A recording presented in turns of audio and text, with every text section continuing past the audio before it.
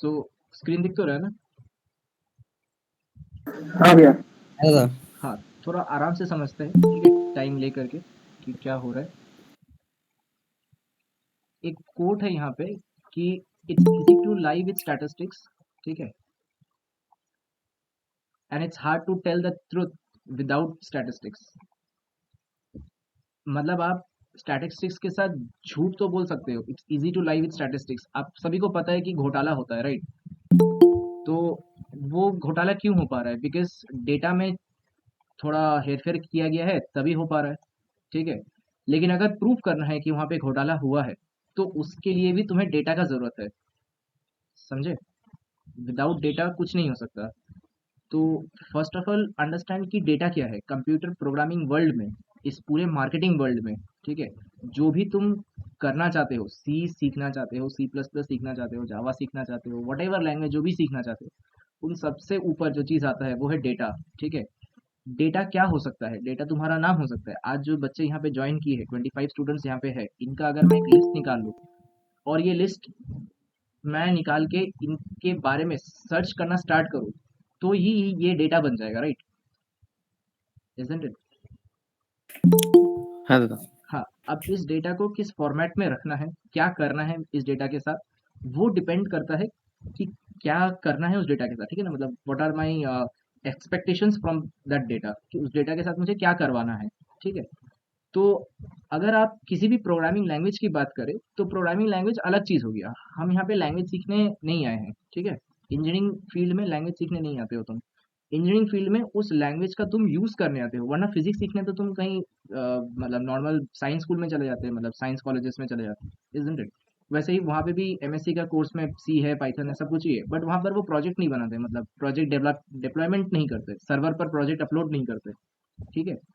तो उनमें और तुम्हारे में भी कुछ डिफरेंस होना चाहिए। तुम सीखते हो क्योंकि तुम्हें उसका यूटिलाइजेशन करना है, मतलब एप्लीकेशन सीखना है। तो अगर तुम्हें पाइथन जानना है, तो ये कोर्स नहीं है, ठीक है? ये कोर्स है कि पाइथन का एप्लीकेशन क्या है, ठीक है? वैसे ही अगर तुम पृथ्वी तरह के कोर्स में ज्वाइन किए हो, तो वो कोर्स तुम्हें जावास्क्रिप्ट नहीं सिखाने वाला, या ऐसा समझ रहे हो कि वो तुम्हें अच्छे से जावास्क्रिप्ट सिखाएंगे? वैसा भी नहीं है। वो तुम्हें डायरेक्टली वेब डेवलपमेंट सिखा रहे कि एक वेबसाइट किस तरह से डिप्लॉय होता है, ठीक है? समझ पा रहे हो ना डिफरेंस क्या है? We are learning applications, we are in the engineering field, और हम एप्लीकेशन सीखने आए हैं, समझे? है दादा। हाँ, वरना फिजिक्स हमें पूरा साल पढ़ाया जाता है, वैसा नहीं है। हम यहाँ पे एप्लीकेशन सीखने आए हैं। तो मैं जो बता रहा था कि आपके पास डेटा होना बहुत ज़रूरी है, ठीक है? विदाउट डेटा आप कोई भी प्रोग्रामिंग लैंग्वेज कितना भी सीख लो, कोई फ़ायदा नहीं है, ठीक है? अब नॉर्मल लैंग्वेज प्रोग्रामिंग में और मशीन लर्निंग में डिफरेंस क्या है, ठीक है? कुछ आइडिया है किसी के पास भी? मशीन लर्निंग भी एक तरीके का प्रोग्रामिंग लैंग्वेज है, और नॉर्मल प्रोग्रामिंग लैंग्वेज भी एक प्रोग्रामिंग लैंग्वेज है। तो दोनों के बीच में क्या डिफरेंस हो सकता है? थोड़ा जोर से बोलूं, सुनाई नहीं दे रहा है? कम आ रहा था, वॉल्यूम कम आ रहा है। सभी को कम आ रहा है?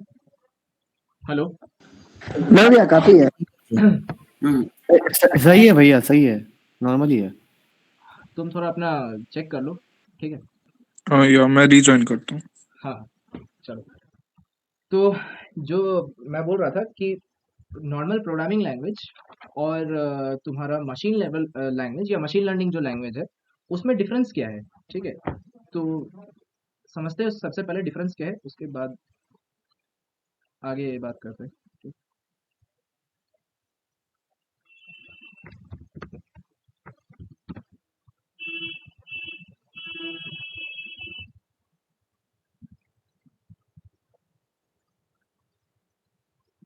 देखो, अगर मैं ऐसा मान के चलूँ, मेरा स्क्रीन दिखाई दे रहा था ना ठीक से? हाँ हाँ भैया। भैया। हाँ, है दादा। देखो ये मेरा कोई सिस्टम है, ठीक है ना? ये मेरा कोई सिस्टम है। अब ये सिस्टम कौन सा सिस्टम है? तुम्हारा कोई लैपटॉप हो सकता है ये सिस्टम, ठीक है? तो ये सिस्टम तुम्हारा लैपटॉप है। इस लैपटॉप के अंदर जब तुमने डेटा प्रोवाइड किया, ठीक है? और तुमने प्रोग्राम प्रोवाइड किया, ठीक है? डेटा भी प्रोवाइड किया, प्रोग्राम भी प्रोवाइड किया, और तुम्हारा ये सिस्टम जो है, ये आउटपुट निकाल के देता है। तो इसको बोला जाता है नॉर्मल प्रोग्रामिंग लैंग्वेज, जो कि ट्रेडिशनल प्रोग्रामिंग लैंग्वेज है। ये कोई ट्रेडिशनल प्रोग्रामिंग लैंग्वेज है, ठीक है? अगर समझ में नहीं आया तो एक बार समझाते हैं। प्रोग्राम का मतलब क्या हुआ कि कोई भी सी कोड लिखा तुमने, सी प्लस प्लस का कोड लिखा और उसके अंदर तुमने इनपुट फीड किया, ठीक है, और उसके बाद उस डेटा ने क्या किया, उस प्रोग्राम को समझ के 2+2 4 निकाल के दिया, राइट। तुमने प्रोग्राम लिखा, सम का एक प्रोग्राम लिखा, तुम्हारा प्रोग्राम बनाया गया है सम के कोड के लिए, और उसके अंदर तुमने क्या किया, डेटा प्रोवाइड किया, लेट्स से 2 और 2, ठीक है, 2 और 2 प्रोवाइड किया। What is 2 and 2? ए का वैल्यू 2 प्रोवाइड किया, बी का वैल्यू 2 प्रोवाइड किया, दो नंबर्स का एडिशन करेगा सिर्फ, ठीक है, सिर्फ दो नंबर का एडिशन करेगा। और इन दोनों नंबर्स को जब आपने ऐड किया तो रिजल्ट आया 4, और ये आउटपुट स्क्रीन में डिस्प्ले होता है नंबर 4। तो ये ट्रेडिशनल वे ऑफ प्रोग्रामिंग है, ठीक है, डेडिकेटेडली सिर्फ समिंग ही कर पाता है। समझ आया? हेलो हेलो, समझ पाई ये चीज? हाँ हाँ, लेकिन यहाँ पर दूसरा जो प्रोग्राम है, यहाँ पे भी तुम्हारे पास सिस्टम है और तुम्हारे पास लैपटॉप है, ठीक है। अच्छा, अब इस बार तुमने क्या किया, तुमने डेटा प्रोवाइड किया, ठीक है, डेटा इज इनपुट, ठीक है ना, डेटा प्रोवाइड किया और तुमने इसको आउटपुट प्रोवाइड किए, ठीक है, आउटपुट प्रोवाइड किया, लेकिन इस बार वो प्रोग्राम तुम्हें जनरेट करके दे रहा है, ठीक है। तो इस चीज, इसको बोला जाता है मशीन लर्निंग। ये है तुम्हारा मशीन लर्निंग, ठीक है। अब इसमें और उसमें क्या डिफरेंस है? इसमें और उसमें ये डिफरेंस है कि ये आउटपुट देता है, इसने आउटपुट को पहले से देख लिया है, ठीक है, इसने आउटपुट को पहले से देख लिया है, वो सिस्टम को समझा रहा है, वो इनपुट फीड कर रहा है और प्रोग्राम निकाल के दे रहा है। अब ये थोड़ा सा दिमाग में रखना। अब बाकी मैं स्लाइड्स के थ्रू तुम्हें समझाऊंगा और फिर लास्ट में जाकर के इस चीज को वापस से कंक्लूजन करेंगे कि ये हुआ क्या चीज। डिफरेंस समझ में आया ना? पहला वाला में क्या हुआ, अगर मैं फर्स्ट वाले की बात करूं तो तुमने इनपुट दिया, तुमने प्रोग्राम दिया और प्रोग्राम के बाद तुम्हें आउटपुट मिला। तो ये ट्रेडिशनल प्रोग्रामिंग है जो कि पूरे साल तुम पढ़ने वाले हो, सी, सी प्लस प्लस, जावा, पाइथन जो भी है उसमें होता है। लेकिन मशीन लर्निंग में क्या डिफरेंस है कि तुमने इनपुट दिया, तुमने आउटपुट भी दिया, अब तुम सिस्टम से प्रोग्राम मांग रहे हो, ठीक है, कि वो किसका प्रोग्राम था, मतलब क्या हो रहा था वो बेसिकली। तो मशीन तुम्हें बताएगा कि समीशन हो रहा था, ठीक है। अब अगर नेक्स्ट टाइम तुम मशीन को कोई भी इनपुट दो बिना किसी प्रोग्राम के, तो मशीन ने ऑलरेडी वो प्रोग्राम को एब्जॉर्ब कर लिया खुद के अंदर, है ना।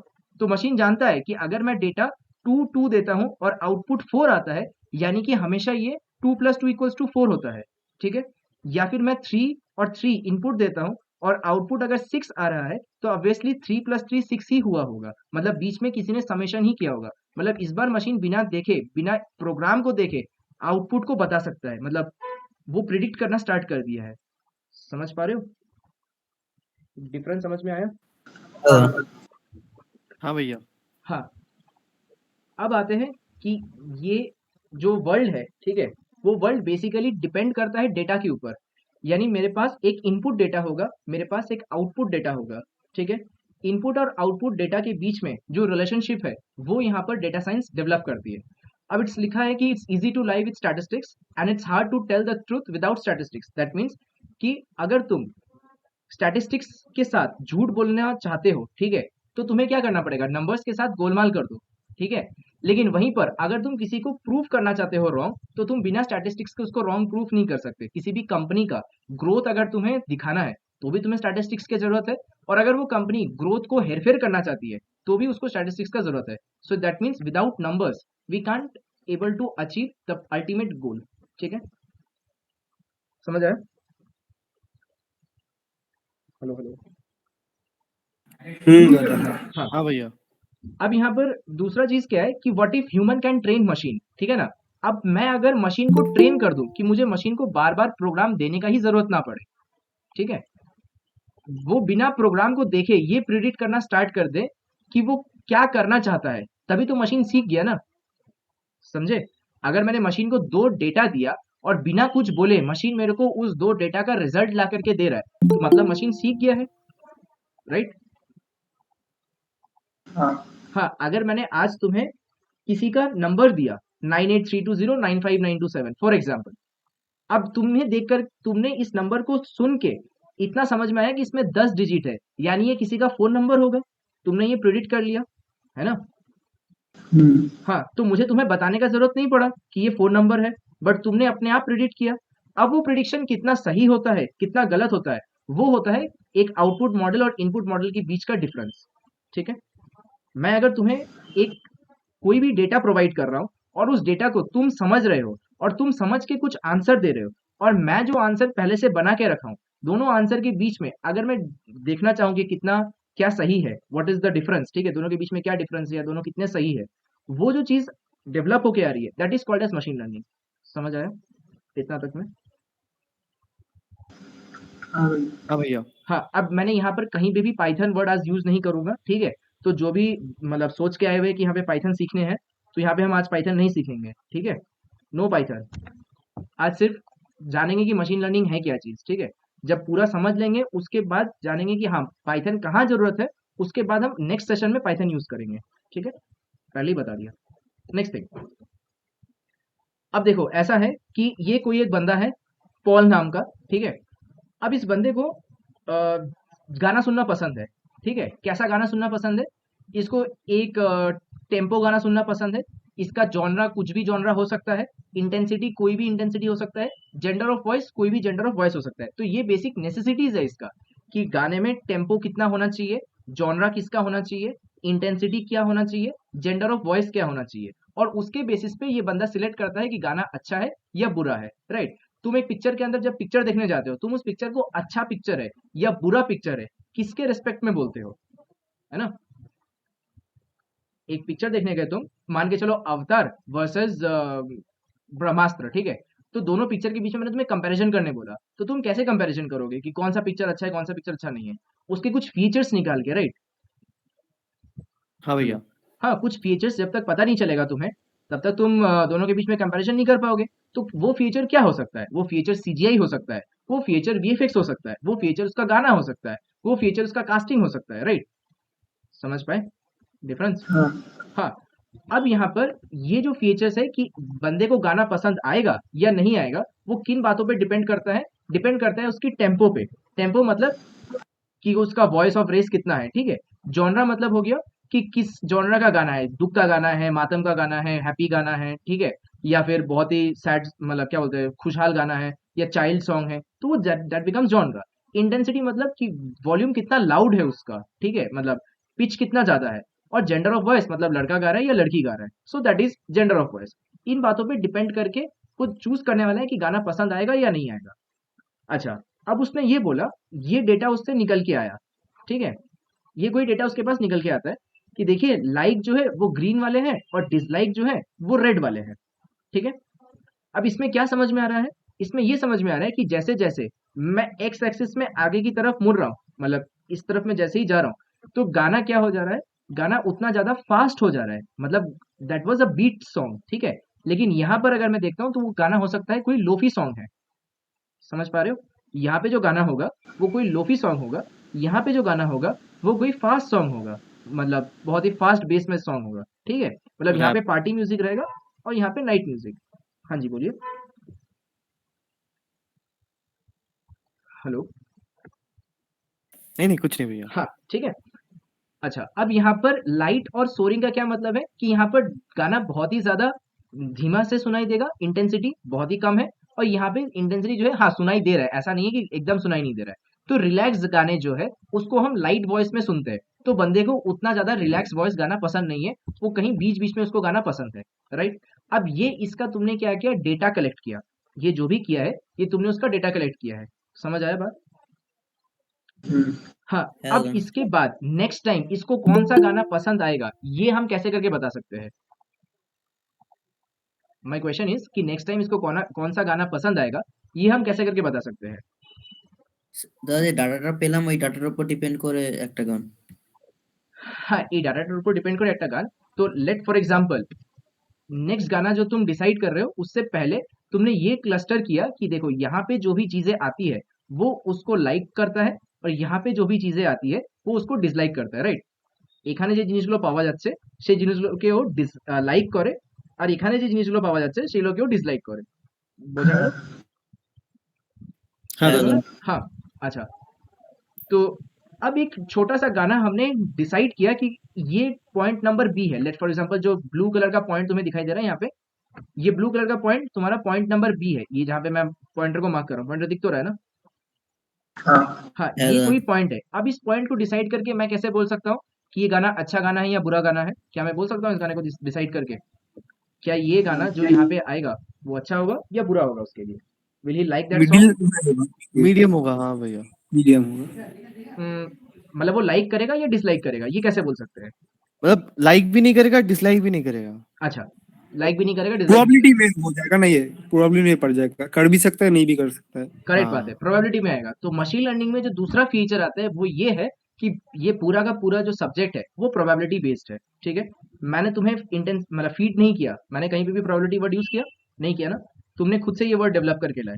यानी मशीन लर्निंग सीखने के लिए जो चीज हमें सीखना पड़ेगा वो पाइथन के साथ साथ जो पाइथन सोच के आए थे वो तो ठीक है, अब दूसरा चीज जो सीखना पड़ेगा वो है प्रोबेबिलिटी।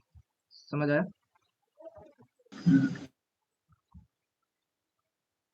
हेलो, समझे इस बात को? करेक्ट बात है। अब आगे हाँ भैया। चलते हैं। तो देखिए, हमने क्या किया, एक गोल बनाया, दैट इज उसके अराउंड में एक सर्कल बनाया। सर्कल बना करके ये पता किए कि जो पॉइंट्स उस सर्कल को काट रहे हैं, ठीक है, सर्कल में कितना पॉइंट्स लाइक का आया, 4 पॉइंट्स लाइक का आया। सर्कल में कितना पॉइंट्स डिसलाइक का आया, 1 पॉइंट डिसलाइक का आया, ठीक है ना? हाँ, तो यानी इसको वो लाइक करेगा या डिसलाइक करेगा, आप बता सकते हैं? हाँ, हाँ, तो क्या करेगा, लाइक करेगा या डिसलाइक करेगा? लाइक करेगा। लाइक करना भैया। हाँ, लाइक करेगा भाई, लाइक कर रहे हैं बिकॉज लाइक का प्रोबेबिलिटी ज्यादा हो गया डिसलाइक के प्रोबेबिलिटी से, राइट? हाँ हाँ। हाँ, तो ये जो एक एल्गोरिदम है, मैंने बिना तुम्हें सिखाए एक एल्गोरिदम अभी सिखाया है, वो एल्गोरिदम को बोला जाता है के नियरेस्ट नेबर एल्गोरिदम, ठीक है? के नियरेस्ट नेबर एल्गोरिदम, ये बिना कुछ बताए मैंने तुम्हें सिखाया है अभी, ठीक है ना? अब ये कैसे होता है, कैसे यूज करना है, क्या कर रहे हैं, वो हम लेटर ऑन स्टेजेस में सीखेंगे। बट अभी जो तुमने सीखा, इस एल्गोरिदम का नाम है के एन एन, ठीक है? के नियरेस्ट नेबर एल्गोरिदम। समझे इस बात को? रिपीट करो एक बार। हाँ, के नियरेस्ट नेबर एल्गोरिदम, ठीक है? अच्छा ठीक है। के मतलब कितने नियरेस्ट नेबर है, ठीक है ना? के number of nearest neighbour algorithm, जितने लोग आसपास थे उनको देख करके हमने पता किया कि वो बंदा अच्छा है या बुरा है। अब इसको जस्ट सोचो, अगर मैं तुम्हें नहीं भी सिखाता तो तुम किस तरह से एक बंदे को अच्छा या बुरा बोलते हो? उसके आसपास में रहने वाले लोगों के साथ, है ना, जिनके साथ वो घूमता फिरता है। आज फॉर एग्जाम्पल मैं किसी को भी अगर पकड़ता हूँ यहाँ पे, रैंडम पर्सन XYZ, वो बंदा अच्छा है या बुरा है हम उसके फ्रेंड सर्कल से पता करते हैं, राइट? हाँ, हम उसके फ्रेंड सर्कल से पता करते हैं। जो बंदे यहाँ पर आज मीटिंग पे आए हैं हमें ये बता सकते हैं कि उन्हें मतलब डेवलपमेंट से रिलेटेड इंटरेस्ट है, और जो नहीं आए हैं उन्हें हम बता सकते हैं डेवलपमेंट से रिलेटेड इंटरेस्ट नहीं है, राइट? Hello hello. हाँ दादा। हाँ, 32% अगर यहाँ पे आया हुआ है मेरे को छोड़ करके, मेरे दो स्क्रीन को छोड़ कर, फॉर एग्जाम्पल 30 स्टूडेंट्स अगर यहाँ पे आए हैं, तो वो 30 स्टूडेंट्स को डेवलपमेंट में इंटरेस्टेड है और बाकी जो स्टूडेंट्स हैं उनको डेवलपमेंट में इंटरेस्ट नहीं है। बट ये क्लासिफिकेशन एक तरीके का मॉडलिंग है, ठीक है? मतलब एक मॉडलिंग है, हम इसको बाकी फीचर्स को अभी तक देखे नहीं है। हो सकता है कि वो ट्रेन में हो सकता है कि वो बस में हो, या हो सकता है उसका परिवार में कोई प्रॉब्लम हो रहा हो, तो हमने उन फीचर्स को सिलेक्ट नहीं किया। बट ओवरऑल जो ऊपर ऊपर से देख करके ये पता किया, जो लोग आज मीटिंग में आए हैं वो पढ़ने में अच्छे स्टूडेंट्स हैं, और जो नहीं आए हैं वो मतलब पढ़ाई करना उतना नहीं चाहते हैं। क्लियर इतना से? yes, हाँ, ये हमने जस्ट डेवलप किया है मॉडल, ठीक है ना? अब यहाँ पर अगर मेरे पास ये डेटा और भी ज्यादा होने स्टार्ट हो गया, ठीक है, the more data I will get, तो उससे ज्यादा मैं बेटर मॉडल बता सकूंगा, या उससे ज्यादा मैं बेटर हायर एक्यूरेसी के साथ ये चीजों को एक्सप्लेन कर पाऊंगा, राइट? yes, हाँ, तो यानी कि ज़्यादा से ज़्यादा डेटा मेरा सबसे ज़्यादा नीड है। तो until and unless I am getting more data, ठीक है, मैं कभी भी मशीन लर्निंग कर ही नहीं सकता, ठीक है? मशीन लर्निंग तभी पॉसिबल है जब तुम्हारे पास हायर अमाउंट ऑफ डेटा होगा। बिना हायर अमाउंट ऑफ डेटा के तुम मशीन लर्निंग को टच भी नहीं कर सकते।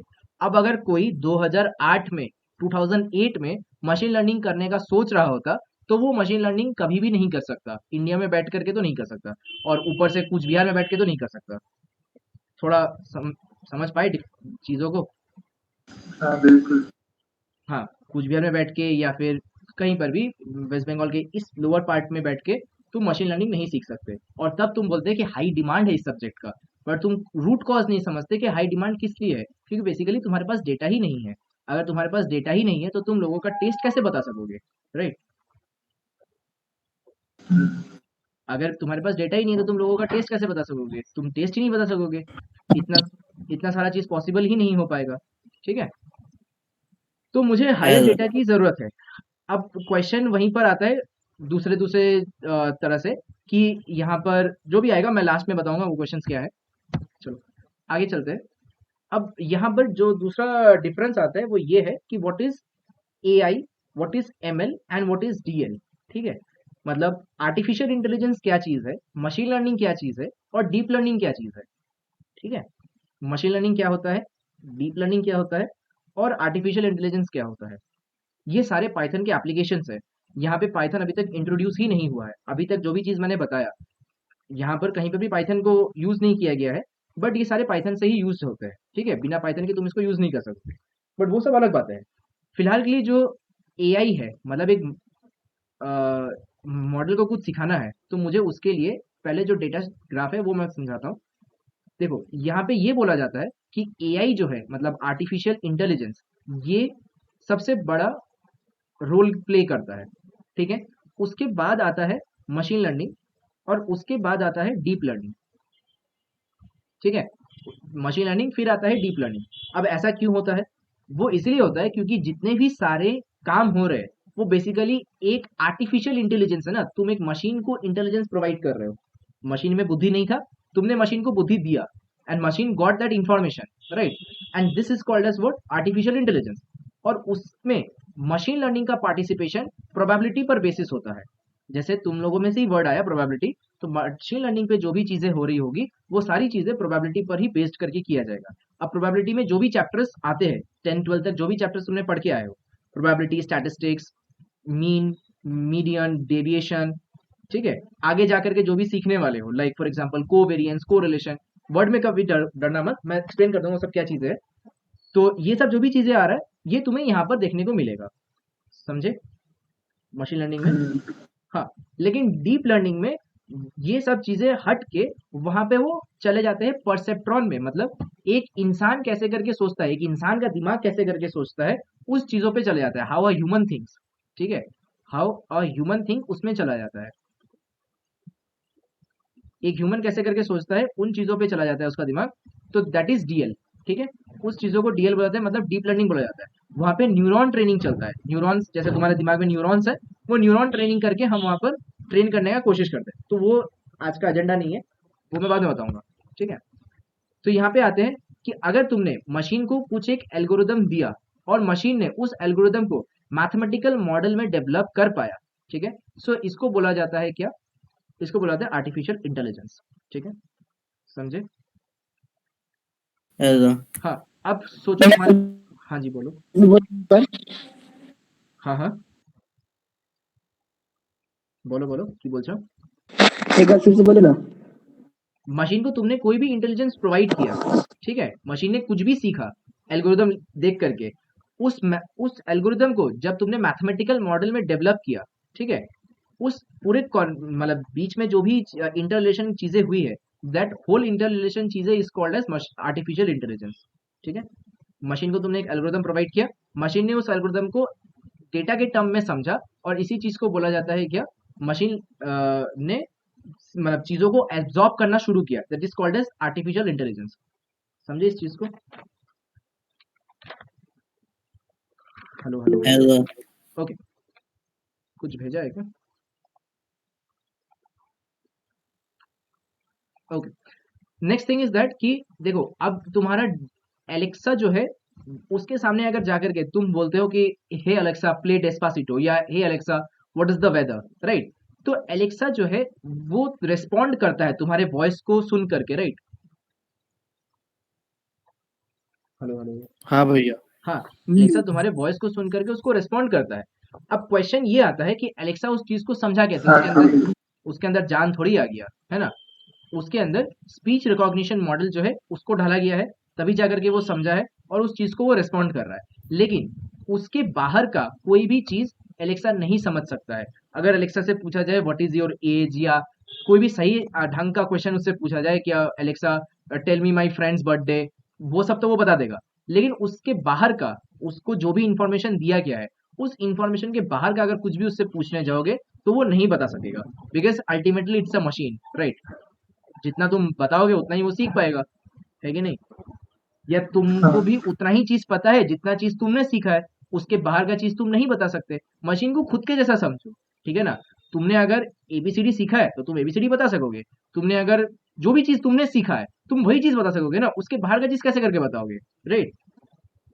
मशीन से इतना एक्सपेक्टेशन मत करना कि वो कुछ भी अलग से बता देगा। मशीन इज लाइक यू, ठीक है? जितना तुमने सीखा है तुमने उतना ही मशीन को सिखाया है, तो मशीन अगर उतना ही चीज जान पाएगा जितना तुमने उसको सिखा पाया है, तो उससे ज्यादा एक्सपेक्टेशन करना भी सही नहीं है।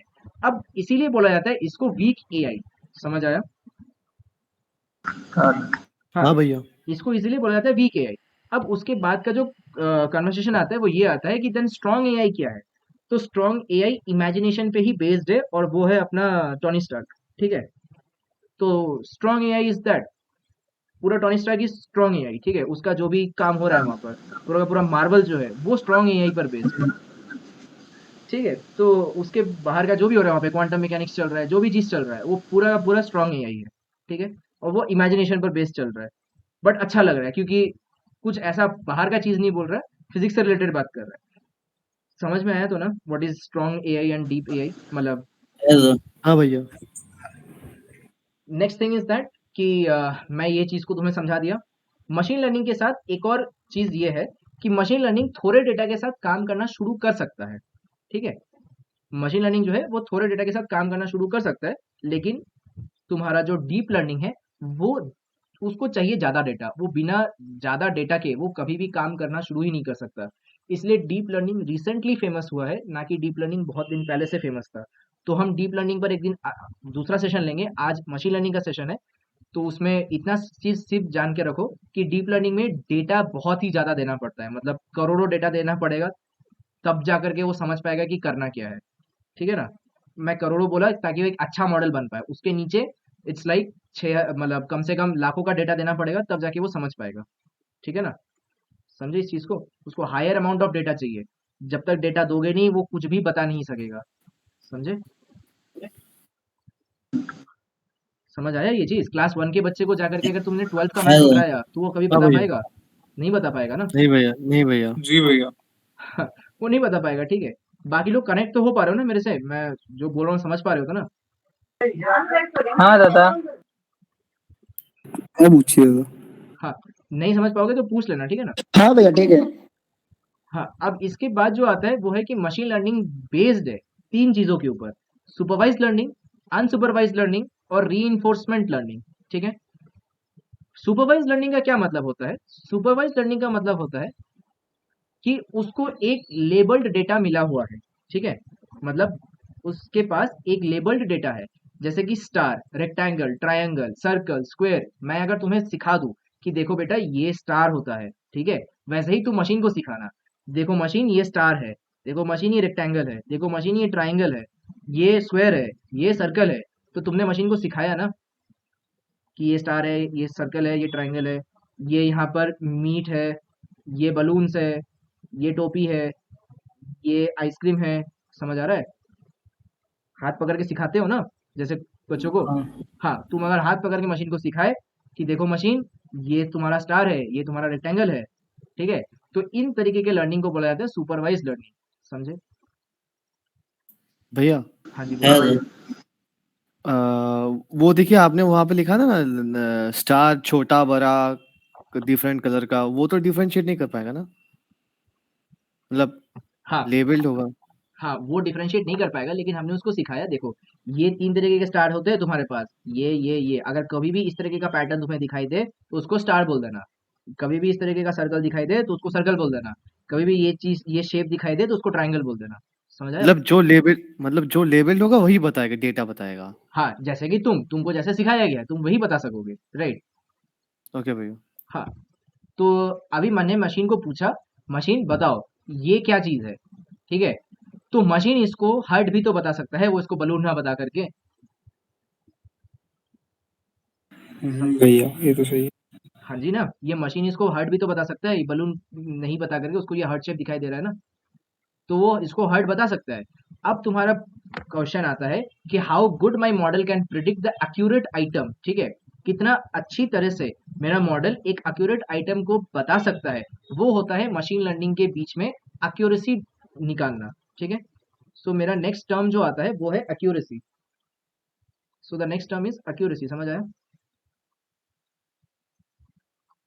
Hello hello. हाँ दादा। हाँ, हाँ तो दादा। एक्यूरेट रिजल्ट निकालना है, that is the main agenda. ठीक है, एक्यूरेट रिजल्ट निकालवाना है मेरे को मशीन से। तो वो यहाँ पर एक बलून को देख करके अगर हर्ट बोल पा रहा है तो वो गलत है, क्योंकि ये बलून है, ये हर्ट नहीं है। तो हम वापस से मशीन को बोलेंगे था तुम गलत बोल रहे हो, ये बलून है, ये हर्ट नहीं है। तो ये जो तुमने किया, दिस इज कॉल्ड एज सुपरवाइजेशन। समझ आया? हाँ हाँ, हाँ यहाँ पे दादा। जो चीज दिखाई दे रहा है वो दूर से मुझे फूल का गुलदस्ता भी दिखाई दे रहा है, और अगर पास जाके देखूं तो मुझे ये आइसक्रीम भी दिखाई दे रहा है। तो मशीन बेचारा खुद भी कंफ्यूज है मेरे जैसा कि ये क्या है। मशीन बोल रहा है कि ये फूल का गुलदस्ता है, फॉर एग्जाम्पल। तुमने मशीन को जा करके बोला कि नहीं मशीन, तुम गलत बोल रहे हो, ये जो चीज है ये गुलदस्ता नहीं, ये आइसक्रीम है। तो यहाँ पे तुमने जो किया उसको बोलते हैं फीड फॉरवर्डिंग। समझ आया? हाँ टेक्निकल टर्म सीख के जा तो रहे हो ना? यहाँ पे मैंने इनपुट दिया ना, और मैंने आउटपुट भी दिखाया उसको। अब उसके बाद उसने एक आउटपुट खुद निकाला। वो आउटपुट कितना करेक्ट है कितना रॉन्ग है उसके बेसिस में मैंने वापस से उसको बोला कि वापस बताओ ये क्या है। This is called as feed forwarding. इसको यहाँ पे बोला जाता है फीड फॉरवर्डिंग। समझ आया? हाँ भैया। हाँ दादा। हाँ, ऐसा तो नहीं लग रहा ना कि मैं कुछ अलग से दादा टॉपिक এটা बोल। একবার বলুন। हाँ हाँ, देखो, तुमने मशीन को इनपुट दिया, इनपुट में क्या दिया? एक आइसक्रीम बना करके दिखाया। ठीक है ना? इस फॉर एग्जांपल ये आइसक्रीम है, ये आइसक्रीम बना के तुम्हें दिखाया। अब आउटपुट में तुमने मशीन को इस तरीके का आइसक्रीम दिखाया। मैं वापस से दिखा रहा हूँ, तुमने इनपुट में कैसा आइसक्रीम दिखाया था मशीन को? तुमने इनपुट में ऐसा आइसक्रीम दिखाया था ना, इस तरीके का। हाँ, हाँ दादा। लेकिन आउटपुट में तुमने मशीन को कैसा मतलब उसके बाद मशीन से पूछ रहे हो किसके लिए? इसके लिए, मतलब ये इनपुट है। ये मशीन को बोला गया देखो मशीन, ये जो है ना, ये आइसक्रीम है। तुमने मशीन को इससे ट्रेन किया, और उसके बाद तुमने मशीन को इससे टेस्ट किया कि मशीन ये क्या चीज है। तो मशीन ने बोला ये गुलदस्ता है, मतलब ये फ्लावर का जो भी है, फ्लावर बुके है। तो मशीन गलत बोला। तुमने वापस मशीन को बोला कि देखो मशीन, ये जो है ये आइसक्रीम है, और फूल का गुलदस्ता दूसरा होता है। तब तुमने उसको समझाया, तो इसको बोलते हैं फीड फॉरवर्डिंग। ठीक है ना? इस पूरे लाइन जो पीछे आकर के तुमने वापस से उसको सिखाया, इसको फीड फॉरवर्डिंग बोलते हैं। तुम एग्जाम देते हो ना, तो एग्जाम से पहले खुद को क्या करते हो? ट्रेन करते हो। और एग्जाम देते टाइम क्या होता है? तुम्हारा टेस्ट होता है। तो इसलिए मशीन लर्निंग में भी दो चीज होता है, फर्स्ट ट्रेनिंग होता है, दूसरा टेस्टिंग होता है। So first is called as training of the data, and second is called as testing of the data. समझ आया? हेलो, समझे? भैया ये वाला एक बार फिर से बताइए ना। हाँ भैया। हाँ, तुमने मशीन को ट्रेन किया ना कि देखो ये आइसक्रीम है। ठीक है, जो भी आइसक्रीम का स्पेलिंग मैं भूल गया। तो ये आइसक्रीम है। अब उसके बाद तुमने मशीन को टेस्ट किया एक और आइसक्रीम दिखा करके। अब वो दोनों आइसक्रीम के बीच में कंफ्यूज हो गया कि कौन सा आइसक्रीम है और कौन सा फूल का गुलदस्ता है। तुमने वापस उसको जाकर के समझाया, देखो मशीन, ये आइसक्रीम है और ये गुलदस्ता है, दोनों के बीच में चीजों को समझो। तो मशीन ने वापस से समझा, तुमने उसको वापस समझाया ना, तो तुम वहां पर समझाने के लिए खड़े हो। So you are acting as a supervisor जो उसको समझा रहा है। So that's why this modelling is called a supervisation modelling. ठीक है, या फिर सुपरवाइज लर्निंग। समझे? আচ্ছা আচ্ছা বুঝলাম। नहीं समझ में आया? या समझ में आया? बुझते पढ़ ले। বুঝছি দাদা বুঝছি। हाँ, ठीक है। अब उसके बाद देखो, तुमने कौन सा ऑमलेट दिखाया, इस तरह से एक तो ऑमलेट दिखाया। ठीक है, अब उसके बाद तुम मशीन को पूछ रहे हो ये क्या चीज़ है। तो अगर मशीन इसको पिज़्ज़ा बोलता है दूर से देख करके कि ये पिज़्ज़ा है, ठीक है, डिफरेंशिएट नहीं कर पा रहा है, तुम भी नहीं कर सकते थे फॉर एग्जांपल।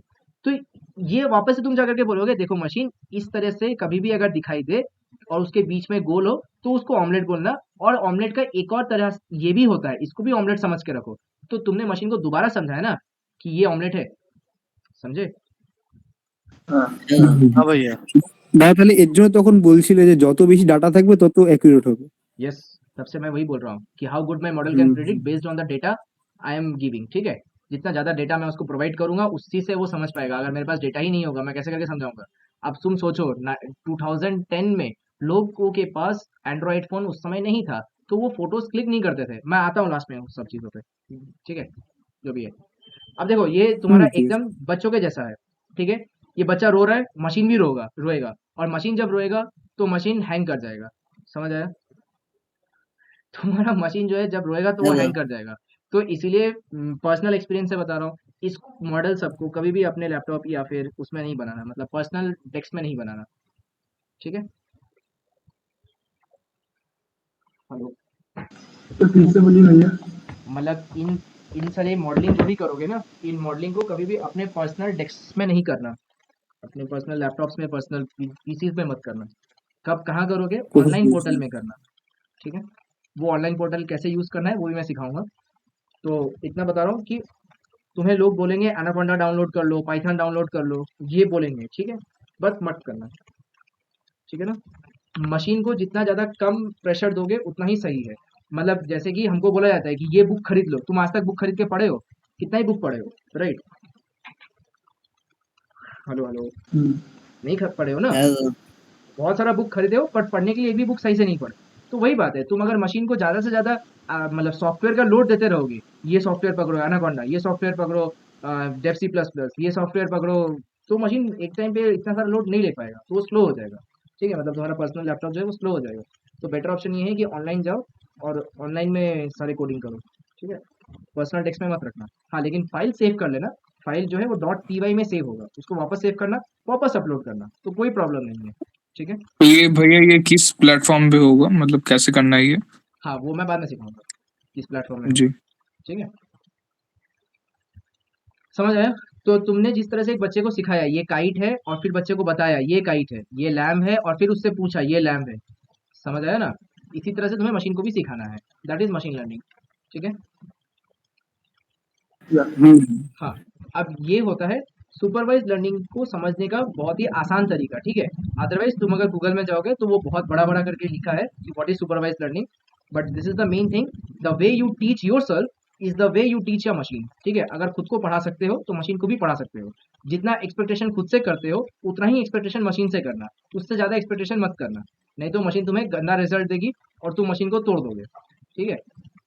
नेक्स्ट थिंग, हाँ, ये जो बोल रहा है पहला वाला रिग्रेशन है और दूसरा वाला क्लासिफिकेशन है। तो सुपरवाइज्ड लर्निंग के दो तरीके होते हैं, first is regression and second is classification. ठीक है? सुपरवाइज्ड लर्निंग का दो मतलब तरीका है करने का। सुपरवाइज्ड लर्निंग के अंदर दो तरीके के प्रोसेस आते हैं, फर्स्ट इज रिग्रेशन और दूसरा है क्लासिफिकेशन। ठीक है? दिमाग में घुसा तो ये दो वर्ड, रिग्रेशन एंड क्लासिफिकेशन। ठीक है? अब हाँ आगे भैया। क्लासिफिकेशन क्या होता है? क्लासिफिकेशन जो है वो ये होता है कि देखो हर दिन तुम्हें मेल आता है, राइट? हर दिन तुम्हें मेल आता है ना? अब उसमें से कुछ मेल तुम्हारे काम के होते हैं और कुछ मेल्स तुम्हारे काम के नहीं होते। ठीक है? तो तुम्हें क्लासिफाई करना है कि कौन से मेल स्पैम कैटेगरी के हैं, कौन से मेल नॉन स्पैम कैटेगरी के हैं। ठीक है? तो this type of problems comes under classification problem. समझ आया? जी जी हाँ, तो यहाँ पर कैटेगरिकल डेटा होगा। कैटेगरिकल डेटा जिसमें तुम कैटेगरी बता सको, मतलब जेंडर, नेम, जिससे तुम डिफरेंशिएट कर सको अकॉर्डिंग टू कैटेगरी। ठीक है? रिलीजन हो सकता है, कलर हो सकता है, कुछ भी डेटा अगर कैटेगरी में हो तो उसको बोला जाता है क्लासिफिकेशन प्रॉब्लम। मतलब किस ग्रुप को आर्काइव करना है और किस व्हाट्सएप ग्रुप को आर्काइव करना है, वो डिपेंड करेगा क्लासिफिकेशन प्रॉब्लम के अंदर। समझे? Hello hello. हाँ, अगर तुमने ऐसा मशीन लर्निंग मॉडल डेवलप किया जहाँ पे तुम्हें मतलब खुद से जाकर के आर्काइव करने का जरूरत नहीं पड़ रहा है, तुम्हारा मशीन खुद ही तुम्हारे व्हाट्सएप मॉडल को, मतलब व्हाट्सएप का जो डेटा है उसको आर्काइव कर देगा या अनआर्काइव करेगा बेस्ड ऑन कि उसके अंदर टेक्स्ट क्या आ रहा है, मतलब उसके अंदर डेटा क्या आ रहा है। अगर डेटा हर दिन इस तरीके का मतलब आलतू फालतू डेटा आ रहा होगा तो वो उसको क्या करेगा, आर्काइव कर देगा कि बाहर में जाओ उसको मत देखो। ठीक है? और अगर देखने लायक डेटा होगा तो उसको अनआर्काइव करके रखेगा। समझ आया? इस तरीके के प्रॉब्लम्स को क्लासिफिकेशन प्रॉब्लम बोला जाता है। अब क्लासिफिकेशन प्रॉब्लम के कुछ एग्जाम्पल समझते हैं। Email classification, spam filtering, malware classification, sentiment analysis, recommendation system, document classification, text classification, category classification, voice classification, predicting customer churn. ठीक है? यहाँ तक कोई दिक्कत नहीं है ना? कनेक्ट कर पा रहे हो ना जो मैं समझाया अभी तक? हाँ, ईमेल स्पैम क्लासिफिकेशन क्या मतलब हो गया कि ईमेल को क्लासिफाई करेगा कि कौन सा ईमेल सही है, कौन सा ईमेल गलत है, मतलब सिस्टम के लिए। मैलवेयर क्लासिफिकेशन, जैसे कि कोई भी ट्रोजन हॉर्स तुम्हारे कंप्यूटर को अटैक कर सकता है, कोई भी वायरस अटैक कर सकता है, तो कौन सा सॉफ्टवेयर वायरस है और कौन सा सॉफ्टवेयर वायरस नहीं है, इन दोनों के बीच में जो डिफरेंशिएट है वो भी तुम्हारा ये करके देगा। ठीक है। नेक्स्ट इज सेंटिमेंट एनालिसिस, इसके ऊपर मैं लास्ट में अच्छे से बनाया हूँ, तो मैं ये बाद में समझा रहा हूँ। रिकमेंडेशन सिस्टम हम लोग एक प्रोजेक्ट बनाएंगे कंप्लीट, ठीक है, तो वो बेस्ड होगा रिकमेंडेशन सिस्टम पर। मतलब जो भी तुम्हें let's say for example movies पसंद है, उसके टाइप्स का तुम्हें और भी मूवीज अगर सजेस्ट करना स्टार्ट कर रहा है तुम्हारा मशीन, तो दैट यूट्यूब इज, एल्गोरिदम में तो सेम है। हाँ, यूट्यूब एल्गोरिथम जो है दैट इज रिकमेंडेशन सिस्टम। ठीक है। डॉक्यूमेंट क्लासिफिकेशन, मतलब सारे डॉक्यूमेंट्स को इस तरह से क्लासिफाई करना कि सारे पीडीएफ एक तरफ हो जाओ, सारे डॉक्स एक तरफ हो जाओ, और ये जो पूरा चीजें है इसको बोला जाता है डॉक्यूमेंट क्लासिफिकेशन। समझ आया? हेलो हेलो, ये समझ पाए डॉक्यूमेंट क्लासिफिकेशन क्या होता है? सारे के सारे पीडीएफ एक ग्रुप बन जाएंगे, सारे के सारे जो तुम्हारे डॉक्यूमेंट्स हैं वो एक ग्रुप बन जाएंगे, एसवीजी फाइल एक ग्रुप बन जाएगा, MP3 एक ग्रुप बन जाएगा, ठीक है, जेपीजी का एक ग्रुप बन जाएगा, दैट इज डॉक्यूमेंट क्लासिफिकेशन। ठीक है। Next is text classification. What is text classification?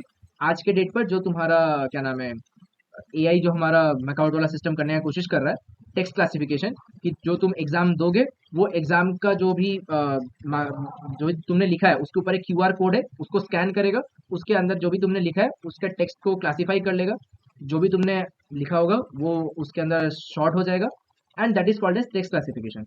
समझ आया? हाँ, टेक्स्ट क्लासिफिकेशन का বলো क्या क्या?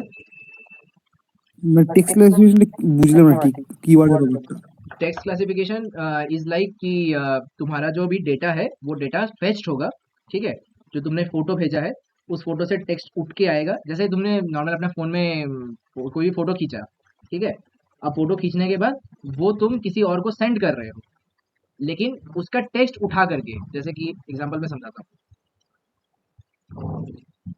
ये आया ना, अब इसको मैं ऐसे ड्रैग किया, ठीक है, इसके साथ कॉपी किया, अब यहाँ पे टेक्स्ट कॉपी हुआ है,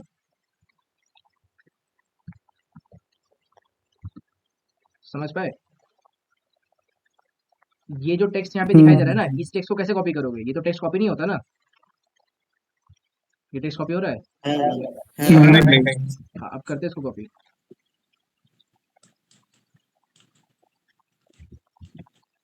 हो गया ना? जी। हाँ, तो ये टेक्स्ट क्लासिफिकेशन है। समझ आया? हाँ, ठीक है। नेक्स्ट, ये ग्रुप खत्म होता है, अब अनलेबल्ड डेटा का ग्रुप आता है, ठीक है, तो तुम बता सकते हो ये कौन सा फिश है?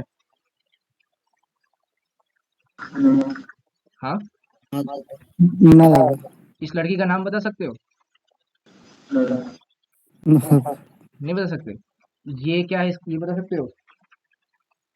এখানে স্ট্রবেরি আছে ये जो ग्रे ग्रे कलर का दिखाई दे रहा है, ये क्या चीज है? नहीं बता सकते ना, क्योंकि तुम्हारे पास डेटा नहीं है, না राइट? तुम्हें नहीं पता कि इसका नाम क्या है, या तुमने कभी इसके बारे में पूछा नहीं, या तुम्हें इस फिश के बारे में कुछ इन्फॉर्मेशन नहीं है, तो that is called as unlabelled data. ये होता है अनसुपरवाइज्ड लर्निंग। समझ आया? मतलब ऐसे आँख खुला रह जाएगा, ओ माय गुडनेस क्या देख लिया, ठीक है। सो मशीन के साथ भी ऐसा ही हो रहा होगा, उस बेचारे के पास कोई डेटा नहीं है, ठीक है, और ना ही कोई सुपरवाइजर है। यहाँ पर भी तुम्हारे पास कोई सुपरवाइजर नहीं है ना, तुम्हें इस लड़की का नाम जानना है, कैसे करके जानोगे? कोई सुपरवाइज नहीं कर सकता ना। हेलो हेलो हेलो, समझ पाए? नहीं जान सकते ना। हाँ, अब जी आगे जी। कैसे करके इस लड़की का नाम जानना है, प्लस उस फिश का नाम जानना है, तो इसके लिए लेबल डेटा होना बहुत ज़रूरी है। जब तक कि उसका बारे में कुछ इन्फॉर्मेशन ना हो तब तक हम नहीं जान सकते। तो इन चीज़ों को जानने के लिए द फर्स्ट थिंग जो आता है वो है क्लस्टरिंग, फिर जो आता है वो है डायमेंशनलिटी रिडक्शन, फिर आता है anomaly detection, and last one is association. तो इन सब में सबसे पहला जो इंपॉर्टेंट है वो है क्लस्टरिंग। बहुत लोग क्लस्टरिंग पढ़ा के छोड़ देते हैं, ठीक है, इसके आगे कंटिन्यू करते हैं, इसके आगे पीएचडी में चला जाता है, ठीक है, जो भी है। तो क्लस्टरिंग का क्या मतलब होता है? क्लस्टरिंग का ये मतलब होता है कि पहले इनको अलग अलग ग्रुप्स में डिवाइड करो, ठीक है। ये ग्रेप्स को देख करके समझ आ रहा है कि हाँ ये ग्रेप्स है, बट मशीन को नहीं पता कि ये क्या है, तो मशीन ने ग्रीन कलर के जितने भी आइटम्स है उसको अलग कर दिया, ये जो एप्पल है उसको अलग कर दिया, ये जो भी स्ट्रॉबेरीज है इसको अलग कर दिया, एंड देन ये ऑरेंजेस को अलग कर दिया, इस तरह से सबको अलग कर दिया, ठीक है। अब उसको वो पुराने किसी डेटा के साथ कंपेयर करेगा और उनके ऊपर टैग लगाएगा, समझे? इस तरह से अलग किया, हेलो हेलो, समझ आया? इस तरह से अलग किया एंड हाँ, आफ्टर मतलब दिस प्रोसेस वो बोल रहा है कि ये क्या हुआ, क्लस्टर एनालिसिस हुआ। क्लस्टर एनालिसिस क्या हुआ कि फाइंडिंग पैटर्न्स, उसको पुराने किसी डेटा के साथ पैटर्न को मैच करना पड़ेगा, ठीक है, bye grouping similar items together. इसको बोला जा रहा है फॉर एग्जांपल कि ये टोमेटोज है, इसको बोला जा रहा है चिली है, और इसको यहाँ पे बोला जा रहा है कि ब्लू कोकेन है, ठीक है, नॉट कोकेन, जो भी है ब्लू वाला जो भी यहाँ पे दिखाई दे रहा है वो उसको वो ले लेगा, ठीक है। तो 1 2 3 अपने आप में क्या किया उसने, डिवाइड किया। तो इससे वो क्या कर पा रहा है, क्लस्टर्स कर पाए ना, एटलीस्ट कुछ तो इन्फॉर्मेशन निकाल पाएगा और अपने आप ही सीखेगा, कोई सिखाने के लिए नहीं है उसके पास, ठीक है। ये थोड़ा हार्ड प्रोसेस है, इसमें अनसुपरवाइज लर्निंग जो है ये थोड़ा हार्ड प्रोसेस होगा, क्योंकि तुम्हारे पास सिखाने वाला भी नहीं है और तुम्हारे पास आउटपुट डेटा भी नहीं है, सिर्फ एक अकेला ये पिक्चर है, एक अकेला ये फिश है और एक अकेला ये सब कुछ है। तो इट्स बिट टिपिकल टास्क, ठीक है, क्योंकि ये इतना इजी नहीं होता, समझ आया? हाँ, नेक्स्ट जो है वो है डायमेंशनलिटी रिडक्शन। अब डायमेंशनलिटी रिडक्शन क्या होता है? डायमेंशनलिटी रिडक्शन जो है वो एक प्रोसेस का नाम है। वो प्रोसेस क्या करती है कि तुम्हें मैंने बहुत सारे फीचर्स दिए, फॉर एग्जांपल कौन कौन से फीचर्स दिए, तो पहला फीचर लेट्स से मैं तुम्हें दे रहा हूँ कि तुम्हें हाउस प्रिडिक्ट करना है, ठीक है, हाउस प्रिडिक्ट करना है और कहाँ पर सबसे अच्छा घर है वो प्रिडिक्ट करना है। तो उसको प्रिडिक्ट करने के लिए मैं तुम्हें नंबर ऑफ रूम्स दिए, नंबर ऑफ वॉशरूम्स दिए, नंबर ऑफ किचन्स दिए, ठीक है, या साइट लोकेलिटी दिया, क्लाइमेट दिया, ह्यूमिडिटी दिया, ये सब कुछ पैरामीटर्स दिए, ठीक है।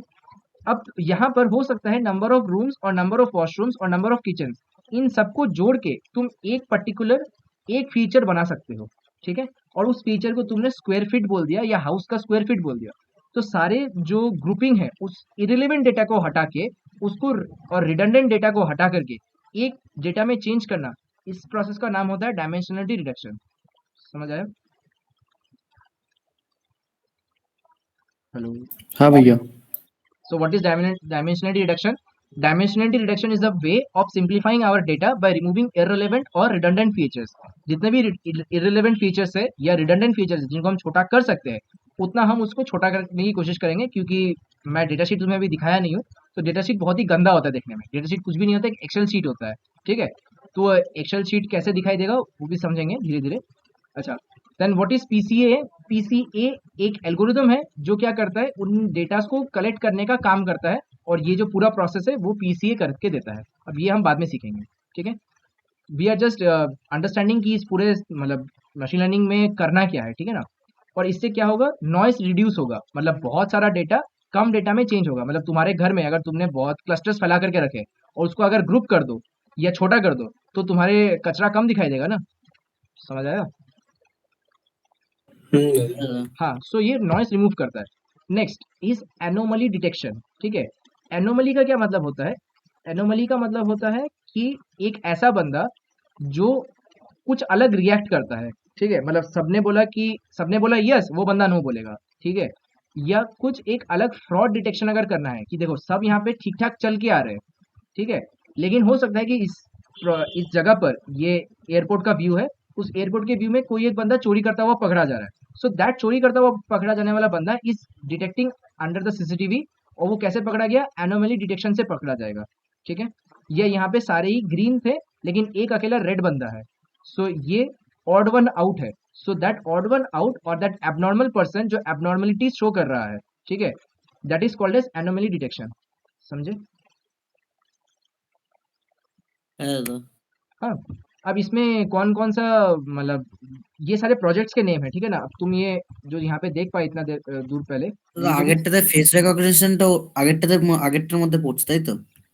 हाँ, ये जो चीज़ तुम यहाँ पे देख पा रहे हो ये सारे एक प्रोजेक्ट्स के नेम है, ठीक है ना। हम लोग एक एक प्रोजेक्ट सॉल्व करेंगे, ठीक है, कंप्लीट करेंगे एक प्रोजेक्ट धीरे धीरे करके। पहले मैं प्रोजेक्ट डिस्कस कर लेता हूँ कि क्या प्रोजेक्ट करना है, ठीक है। So detecting fraud is a project, cyber instruction again a project, fake reviews, ऐसा तुमने बहुत बार देखा होगा कि फेक रिव्यूज आते हैं, कोई मूवीज अच्छा है बट उसका फेक रिव्यू आ रहा है, तो collecting those fake reviews is again a project, ठीक है। तो ये सारे अपने आप में एक प्रोजेक्ट है, इनको बस एग्जाम्पल मत समझना, ये प्रोजेक्ट्स है।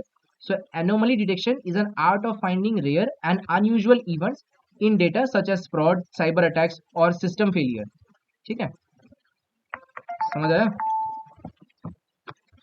हेलो, इतना समझ में आया? हाँ, नेक्स्ट थिंग, ये एक तरीके का सेमी सुपरवाइज्ड तरीका है, ठीक है। Why semi supervised? क्योंकि हो सकता है कि कुछ चीजें तुम उसको सुपरवाइज कर पाओ इस प्रोसेस के थ्रू, और कुछ चीजें मशीन को खुद से ही समझना पड़ेगा। सो that's why it comes under semi supervised, ठीक है। मतलब है तो अनसुपरवाइज्ड ही, बट अनसुपरवाइज्ड का एक छोटा तरीका है कि हाँ, हो सकता है कि मैं कुछ डेटा उसको शेयर कर पाऊँ, ठीक है, ऐसे टाइम पर। So it becomes semi supervised. समझे? हेलो हेलो, यहाँ तक समझ में आया? हाँ जी जी। हाँ, नेक्स्ट जो है वो है एसोसिएशन रूल बेस्ड लर्निंग, जो लास्ट वाला था। यहाँ पर अगर देखो एसोसिएशन, सो ये एसोसिएशन वाला last part is association rule based learning. अब एसोसिएशन रूल बेस्ड लर्निंग क्या है कि यहाँ पर एक बियर बनाया गया है और एक एग है, ठीक है। अब ऐसा देखा गया कि जो भी लोग बियर खरीद रहे हैं, ठीक है, वो हर एक बंदा एग खरीद रहा हो, या ऐसा देखा जा रहा है कि जो भी बंदा बियर खरीद रहा हो वो हर एक बंदा डाइपर खरीदेगा ही खरीदेगा, ठीक है। 80% इसमें प्रोबेबिलिटी आ गई। अब ये कैसे आएगा? ये मार्केट का एक डेटा शीट है, ठीक है। इन शॉर्ट तुम्हें मार्केट में ही जाना है, ठीक है ना। तो अगर तुम मार्केट में जा रहे हो तो तुम्हारे कंपनी ने बोला कि देखो हमारे यहाँ पर टोटल जो ट्रांजेक्शन हो रहे हैं वो 6 लाख का ट्रांजेक्शन हो रहा है, ठीक है। उन 6 लाख के ट्रांजेक्शन में डाइपर्स कितने बिक्री हुए? 7,500, ठीक है। समझ आया? 6 लाख टोटल ट्रांजेक्शन हुआ, उसमें से 7,500 टोटल डाइपर बिक्री हुए, ठीक है। नेक्स्ट इज बियर कितने बिक्री हुए? 60,000 बियर बिक्री हुए हैं, ठीक है। 60,000 बियर खरीदा है, मतलब लोग बहुत दारू पीने वाले हैं, तो 60,000 बियर खरीदे। लेकिन अब जब इन दोनों डेटा में से ये चीज देखा जा रहा है कि what is the percentage containing both beer and diaper, ठीक है, मतलब ऐसे कौन लोग हैं जो डाइपर और बियर दोनों खरीद रहे हैं। अब यहाँ पर तुम अगर इन डेटास को समझो तो पहला वाला डेटा नंबर्स सैंपल स्पेस बताता है। थोड़ा बहुत बेस थ्योरम पढ़ के आया हो ना क्लास 12 में? हेलो हेलो, हाँ है दादा, है दादा। हाँ, तो ये सैंपल स्पेस है एनएस। फॉर एग्जांपल 6 लाख का डेटा है तुम्हारे पास, उन 6 लाख के डेटा में एनए का मतलब क्या हो गया कि 7,500 जो लोग हैं वो डाइपर्स खरीदे हैं, और एनबी मतलब बियर खरीदने वाले लोग कितने हैं? 60,000 है। और बियर और डाइपर ए इंटरसेक्शन बी खरीदने वाले लोग कितने हैं? 6,000 है। समझ आया? हाँ, अब अगर तुम 6,000 को 60 लाख से डिवाइड करोगे तो वो तो बहुत कम परसेंटेज आएगा ना, कि कितना ही परसेंट ऐसा लोग है जो बियर और दारू एक साथ खरीद रहा होगा, मतलब नॉट बियर और दारू, दारू और डाइपर एक साथ खरीद रहा होगा। इसका परसेंटेज तो ऑब्वियसली कम आएगा ना। 6,000 divided by 6 lakh, 6,000 divided by 6 lakh, ये तो कम आएगा ना, तो परसेंटेज बहुत ही कम आएगा, बहुत रिड्यूस परसेंटेज आएगा ये। लेकिन मुझे ये जानना है कि कितने लोग जो बियर खरीद रहे हैं वो डाइपर खरीदेंगे ही खरीदेंगे। इस ये जो चीज होता है इसको बेस थ्योरम बोला जाता है, जो तुमने अभी तक पढ़ा हुआ होगा, बट यहाँ पर उसको कोरिलेशन फंक्शन भी बोला जाता है। What is that correlation function? ये कोरिलेशन फंक्शन ये निकल के आता है कि जो 6,000 लोगों ने डाइपर खरीदा था, मतलब A intersection B divided by, अगर तुम इसको करते हो 7,000 को करते हो तो ये 80% निकल के आता है। लेकिन मार्केट को तो ये सब चीजें समझ में नहीं आती ना। तुम अगर मार्केट को ग्राफ के थ्रू समझाओगे, डेटा के थ्रू समझाओगे, तो अगेन वो स्टैटिस्टिक्स, प्रोबेबिलिटी और मशीन लर्निंग के थ्रू ही समझाना पड़ेगा। यानी नेक्स्ट टाइम जो भी बंदा बियर खरीदने आएगा वो एक डाइपर खरीद के जाएगा ही जाएगा, उसका प्रोबेबिलिटी कितना है? 80% है। समझे? हेलो, ये फॉर्मूला कभी सुना तो होगा ना, P A by B is equals to P A intersection B divided by P of B. Mathematics थोड़ा बहुत तो पढ़ के आए हो ना? हाँ, तो ये जो चीज यहाँ पे निकल के आ रहा है यही चीज है वहां पर। अब अगर तुम मैथ्स ही करते रह जाओगे तो कभी भी इस तरीके का डेटा नहीं समझ पाओगे कि ये क्या समझाने की कोशिश कर रहा था। मैंने नहीं बताया यहाँ पर कहीं पर भी कि बेस थ्योरम लगाया हुआ है, बट ये मार्केट एनालिसिस है। मार्केट एनालिसिस जब किए तब समझ में आया कि अच्छा यहाँ पे तो बेस थ्योरम लगाया गया था, जो क्लास 10 का बच्चा भी कर सकता है या 12 का बच्चा भी। लेकिन उसी चीज को अगर तुम स्टोरी के थ्रू किसी को समझा सकते हो तो वो मशीन लर्निंग है, ठीक है। एंड वो मशीन लर्निंग का कौन सा पार्ट है? अनरिजर्व मशीन लर्निंग है, मतलब ये जो अभी अनसुपरवाइज वाला तरीका था, दैट अनसुपरवाइज लर्निंग। और उसमें से भी कौन सा वाला? Association rule mining is a technique to discover hidden patterns and relationship in data. इन दोनों के बीच में कभी भी कोई रिलेशनशिप हो सकता था, दारू पीना और डायपर खरीदना, इन दोनों बीच में कोई रिलेशनशिप नहीं हो सकता था, बट ये रिलेशनशिप निकल के आया कि 80% लोग जो दारू खरीद रहे हैं वो डायपर भी खरीदेंगे, so it is 80%, so probability बहुत ज्यादा हाई है। तो नेक्स्ट टाइम जब तुम वहां पे जाओगे ये कोल्ड स्टोरेज में या फिर तुम्हारा स्पेंसर्स में या समथिंग लाइक दैट में, तो तुम ये देख पाओगे कि बियर जहाँ पे रखा होगा उसी रैक में कहीं ना कहीं डाइपर भी रखा होगा। तो ये जो तरीका है, ठीक है, जहाँ पर सुपर मार्केट एनालिसिस किया जाता है, कभी सुपर मार्केट में जाकर के सोचा है कि क्यों ओट्स के सामने इसको रखा जाता है, या ये पूरा का पूरा शेल्फ लोग सजाते किस तरह से है, तो वहां पे बिना मशीन लर्निंग के तुम नहीं सजा सकते, समझे? Hello hello. है सर। हाँ, तो कुछ फील तो ले पा रहे हो ना, ऐसा तो नहीं कि मैं जस्ट अकेला अकेला बता रहा हूँ। हाँ, अब नेक्स्ट फीलिंग जो है वो है सेंटिमेंट एनालिसिस, ठीक है। सेंटिमेंट एनालिसिस मतलब हम सेंटिमेंट्स देख करके बता पाएंगे कि ये गुड सेंटिमेंट है या बैड सेंटिमेंट है। फेसबुक में अगर किसी ने तुम्हें ये वाला रिएक्शन दिया है तो तुम देख करके बता सकते हो कि वो पोस्ट कैसा पोस्ट है, नेगेटिव पोस्ट है, राइट? हेलो। है हाँ, सर। और अगर ऊपर वाले दो इमोजी दिए हों, हाँ, ऊपर वाले दो इमोजी अगर दिए होंगे, भैया भैया अगर पॉजिटिव पोस्ट रहा फिर भी वो वाला रिप्लाई किया एंग्री वाला, हाँ, तो क्या होगा? तो उसको फॉल्स ट्रू फेक और व्यूज। हाँ, फॉल्स ट्रू और ट्रू फॉल्स बोला जाता है, ठीक तो है। वो सब हाँ थिंकिंग होगा भैया। हाँ हाँ, क्या होगा? तो वो उसका पर्सनली थिंकिंग होगा कि वो किस टाइप से किया। अच्छा हाँ, ওটা वो पता चलेगा जब हम उस मॉडल को सही से बनाएंगे, उसको बोला जाता है फॉल्स नेगेशन, फॉल्स नेगेशन बोला जाता है उसको। প্রপোজিশন লজিক যেটা ওটার উপরে কি यस, प्रोपोजिशनल लॉजिक के ऊपर एक एक वर्ड जो तुम लोग अपने आप देते रहोगे उसी के ऊपर पूरा सब्जेक्ट बनता रहेगा, मैं खुद से कोई भी वर्ड नहीं दूंगा, ठीक है। नेक्स्ट प्रोपोजिशनल लॉजिक, ये जानना बहुत जरूरी है। मशीन लर्निंग में जो नेक्स्ट चीज समझना पड़ेगा वो है प्रोपोजिशनल लॉजिक, ठीक है। ठीक है जी। नेक्स्ट जो चीज़ है वो है इमोशनल एनालिसिस। इमोशनल एनालिसिस क्या होता है कि अगर तुमने ये प्रेडिक्ट कर लिया कि तुम्हारी गर्लफ्रेंड कब गुस्सा होती है, तो तुम जिंदगी तुम्हारा अच्छा चलेगा, और क्या है ना। सो दैट इज इमोशनल एनालिसिस। तो अगर तुमने इमोशनल एनालिसिस अपने मॉडल को बता दिया और उसके बाद उसके सारे चैट्स को मतलब मशीन को दे दिया, और फिर मशीन प्रिडिक्ट करके बता रहा है कि वो मतलब गुस्सा है या किस मूड में है, तो ये अच्छी बात है ना तुम्हारे लिए, उस टाइम पर तुम उसका सेंस बता सकोगे, समझे? So that is called as emotional analysis. अब ये कहाँ यूज होता है? इमोशनल एनालिसिस और सेंटिमेंट एनालिसिस, ये दोनों वर्ड्स कहाँ यूज होते हैं, थोड़ा बताओ, पता है किसी को? नहीं भैया अच्छा, तो इमोशनल एनालिसिस यूज होता है जब कोई दो पॉलिटिकल पार्टीज, ठीक है, इलेक्शन लड़ रही होती है। जब दो पॉलिटिकल पार्टीज इलेक्शन लड़ रही होती है और इमोशन के थ्रू, यूट्यूब कमेंट्स के थ्रू, अगर मैं उस यूट्यूब कमेंट्स का डेटा फेच करता हूँ और फेच करने के बाद उस डेटा को अपने मॉडल में ट्रेन करता हूँ और ये पता करने की कोशिश करता हूँ कि कौन जीत रहा है, ठीक है, समझ आया? अब ये मेरे पास क्या आ गया, डेटा आ गया, ठीक है, कि कौन जीत रहा है, मुझे एक प्रिडिक्शन पता चल गया है कि फॉर एग्जांपल XYZ पार्टी जीत रही है, ठीक है। अब XYZ को जो पार्टी जीत रही है उस पार्टी के करस्पॉन्डिंग उस पर पैसा लगाने वाला जो लोग है उनको जाकर के मैं डेटा बेचूंगा, या फिर मैं किसको जाकर के ये डेटा बेचूंगा, या तुमको जाकर के डेटा बेचूंगा? हाँ, দাদা যে যে টাকাটা ইনভেস্ট করবে তাকে हाँ, तो पैसा जो है वो बॉम्बे स्टॉक एक्सचेंज में बिक जाएगा, ठीक है।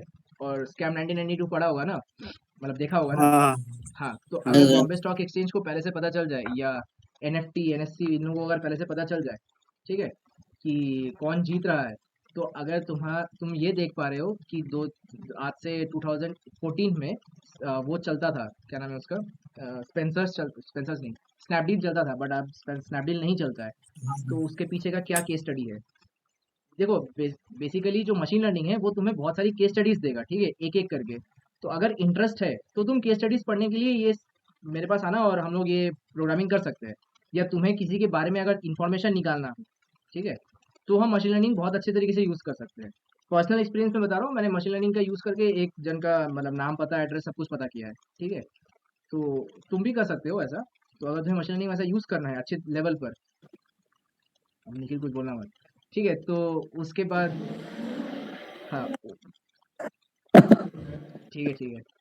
हाँ, तो उस लेवल पे अगर तुम्हें मशीन लर्निंग यूज़ करना है और मतलब खुद के दिमाग को भी वैसा ट्रेन कराना है, क्योंकि मैंने बताया कि सिर्फ मशीन को ट्रेन कराना इस मशीन लर्निंग नहीं होता है, खुद भी सीखना मशीन लर्निंग है, ठीक है? समझ पा रहे हो तो ना क्या डिफरेंस है? अब मैं अगर उस पर्टिकुलर हाँ भैया। हाँ मतलब जो स्टॉक्स एक्सचेंज है उसको जाकर के ये मतलब इंफॉर्मेशन दे देता हूँ, तो कल के डेट पे तुम ये देख पाओगे कि किसी स्टॉक में भारी गिरावट आ गया और किसी स्टॉक में बहुत बड़ा अचानक से चेंज आ गया, और इस चेंज को अगर तुम्हारा फर्स्ट पर्सन एसोसिएशन से बता पाया है, ठीक है, तो वहीं पर एनोमली डिटेक्शन जो उसके अगेंस्ट वाला होगा वो ये देख पाएगा कि ये डेटा दिया किसने। समझ आया? एनोमली डिटेक्शन क्या कर पा रहा है कि कल तक तो इसका स्टॉक एक्सचेंज बहुत कम चल रहा था, मतलब इसका प्राइस बहुत कम चल रहा था, लेकिन अचानक से आज की डेट पर ये प्राइस इतना ज्यादा हाई कैसे हो गया? समझे? मतलब कल की डेट पहले से मान के चलो ये स्टॉक ऐसे ऐसे चल रहा था और आज के डेट पे ये ऐसे हाई हो गया अचानक से, तो ये जो चीज हुआ है इसको बोला जाता है एनोमली डिटेक्शन। ये एनोमली डिटेक्शन कर सकते हैं हम कि अचानक से ये हाई कैसे हो गया, ये पूरा केस स्टडी हम जान सकते हैं, ठीक है? तो इस तरह से छोटा छोटा जो केस स्टडीज है वो तुम मशीन लर्निंग जब करोगे तो अपने आप मिलता रहेगा। अभी जैसे तुमको बताया बियर एंड डाइपर वाला, ठीक है?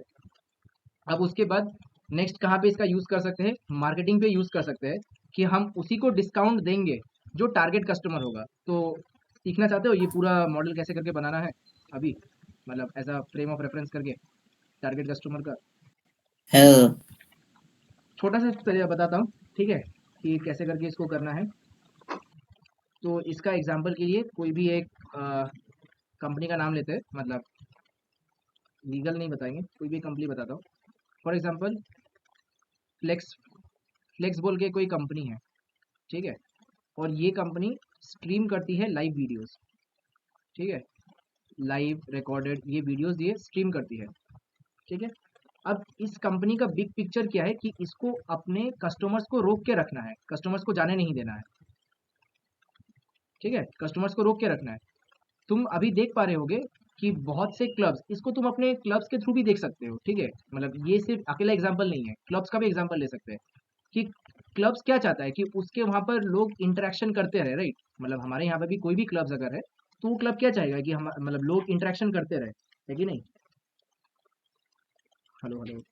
है हाँ, लोग इंटरेक्शन करते रहे, लेकिन लोग इंटरेक्शन नहीं कर रहे, तो मुझे उसको क्या देना पड़ेगा? कुछ टारगेट देना पड़ेगा, तभी तो वो उसमें इंटरेक्शन करेंगे, या उन्हें कुछ बताना पड़ेगा कि देखो इसमें तुम आओगे तो ये मिलेगा या ये तुम्हारा फायदा हो सकता है। तो मुझे लोगों के फायदा की बात करनी पड़ेगी, राइट? बट ये फायदा का बात क्या मैं सबके लिए करूंगा या सिर्फ मैं एक टारगेट ऑडियंस के लिए करूंगा? Target audience. हाँ, ये मैं एक टारगेट ऑडियंस के लिए करूंगा, ठीक है। अब जब मैं टारगेट ऑडियंस में जा रहा हूँ तो कौन सा प्रॉब्लम होगा? ये सुपरवाइज लर्निंग होगा या अनसुपरवाइज लर्निंग होगा? সুপারভাইজ যেহেতু আমি জানি যে তার চাহিদা কি। हाँ, बाकी लोग समझ तो पा रहे हो ना, सिर्फ वो अकेला तो आंसर नहीं कर रहा ना। Hello hello. वो सीख के नहीं आया है, वो मेरा कोई स्टूडेंट नहीं है, कोई इसे सीख के नहीं आया है। हाँ भाई। हाँ, तुम समझ पाते हो ना? रिपीट रिपीट रिपीट हाँ, रिपीट। सही बात है। देखो, फिर से रिपीट करते हैं, क्या समझ में आया अभी तक कि मुझे टारगेट ऑडियंस को क्या देना है? कुछ ग्रीड देना है, तभी वो यहाँ पे रुक पाएंगे, अदरवाइज वो तो चले जाएंगे ना, वो क्यों यहाँ पे ज्वाइन करेंगे, क्यों ये सेशन अटेंड करेंगे, राइट? तो वैसे ही क्लब्स, जो भी क्लब्स है या कोई भी तुम कंपनी देख लो, वो कंपनी में वो बंदा क्यों रहेगा? जब तक उसकी नीड्स पूरी नहीं होगी तब तक वो क्यों वहां पर रहेगा, राइट? मतलब अगर तुम उसको उसके अकॉर्डिंगली कुछ दे नहीं रहे हो तो तुम्हें समझना पड़ेगा ना कि उसको क्या चाहिए। तो ये क्या तुम सबके लिए समझोगे या कंप्लीटली एक टारगेट ऑडियंस के लिए समझोगे? जो छोड़ के जा रहा है, हाँ, जो छोड़ के जा रहा होगा उनके लिए समझोगे ना। जो तुम्हें पता है कि हाँ ये मेरा ट्रस्टेड कस्टमर है, ये मुझे छोड़ के नहीं जाएगा, तो तुम उनके लिए तो नहीं समझोगे ना। हाँ भैया। हाँ जी। हाँ। तो पहली बात, तुम्हें पता है कि कौन छोड़ के जा रहा है, जैसे ही तुम्हें पता चला कौन छोड़ के जा रहा है तो ये सुपरवाइज लर्निंग बन गया, राइट? तुमने उसका एक लिस्ट निकाला कि हाँ ये बंदा हो सकता है जो अभी मेरे ग्रुप को छोड़ के जा सकता है या मेरे कंपनी को छोड़ के जा सकता है।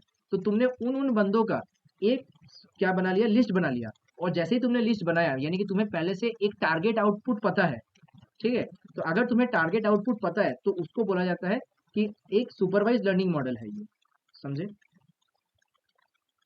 दादा बोलिए। हाँ, अब उसके बाद तुम आ रहे हो, एक काम करते हैं, क्लासिफाई करते हैं कि एक ग्रुप जो छोड़ के चला जाएगा, एक ग्रुप जो छोड़ के नहीं जाएगा। तो अभी तक के सिनेरियो में ये समझ में आ रहा है कि ये क्लासिफिकेशन का मॉडल होगा, है ना? सुपरवाइज लर्निंग का दो मॉडल बताया ना, रिग्रेशन और classification, right? Hello hello. Supervise learning का दो मॉडल बताया ना, एक रिग्रेशन बताया और दूसरा क्लासिफिकेशन बताया। तो रिग्रेशन तो कहीं से नहीं जी लग रहा ना, क्लासिफिकेशन की तरह लग नहीं रहा है ये ना। क्लासिफिकेशन। आप दो पार्ट में जाएंगे, एक जो छोड़ के चले जाएंगे और एक जो नहीं छोड़ेंगे, ठीक है? एक लिविंग वाले लोग और एक नॉट लिविंग वाले लोग। रिग्रेशन कहीं से नहीं आ रहा है, रिग्रेशन तब आता है जब यहाँ पे कोई डेटा छुपा हुआ रहता, ठीक है? तो यहाँ पे क्या डेटा है, जो छोड़ने वाले चले गए और नहीं छोड़ने वाले नहीं जाएंगे, इनका हमने दो डिवाइड ग्रुप डिवीजन कर लिया। अब क्वेश्चन आता है कि क्लासिफिकेशन, हमको लग रहा था कि ये क्लासिफिकेशन प्रॉब्लम है, लेकिन नॉट लिविंग वाले में भी ऐसा नहीं है कि सब छोड़ के चले जा रहे हैं, है ना? तुमने जो ये क्लस्टर बनाया है, ये क्लस्टर में क्या कर दिया तुमने कि सबको भगा दिया, बट ऐसा नहीं है कि सब छोड़ के चले जा रहे हैं। उसमें से कुछ परसेंटेज है जो छोड़ के जाएंगे। अब जैसे ही तुमने परसेंटेज का बात किया, मतलब फिगर का बात किया, मतलब नंबर्स का बात किया, नंबर फिगर ये वर्ड में आ गए, तो ये और क्लासिफिकेशन का प्रॉब्लम ना रह करके ये प्रॉब्लम कहाँ शिफ्ट कर गया, रिग्रेशन में शिफ्ट कर गया। समझे? Hello hello. है दादा। हाँ, हाँ भैया। समझ आया तो ना, क्लासिफिकेशन का प्रॉब्लम ना रह करके कहाँ शिफ्ट कर गया, रिग्रेशन में शिफ्ट कर गया। अब रिग्रेशन में जब शिफ्ट किया, अब तुम्हें क्या, तुम्हारा अभी एंड गोल क्या होना चाहिए, what should be your end गोल?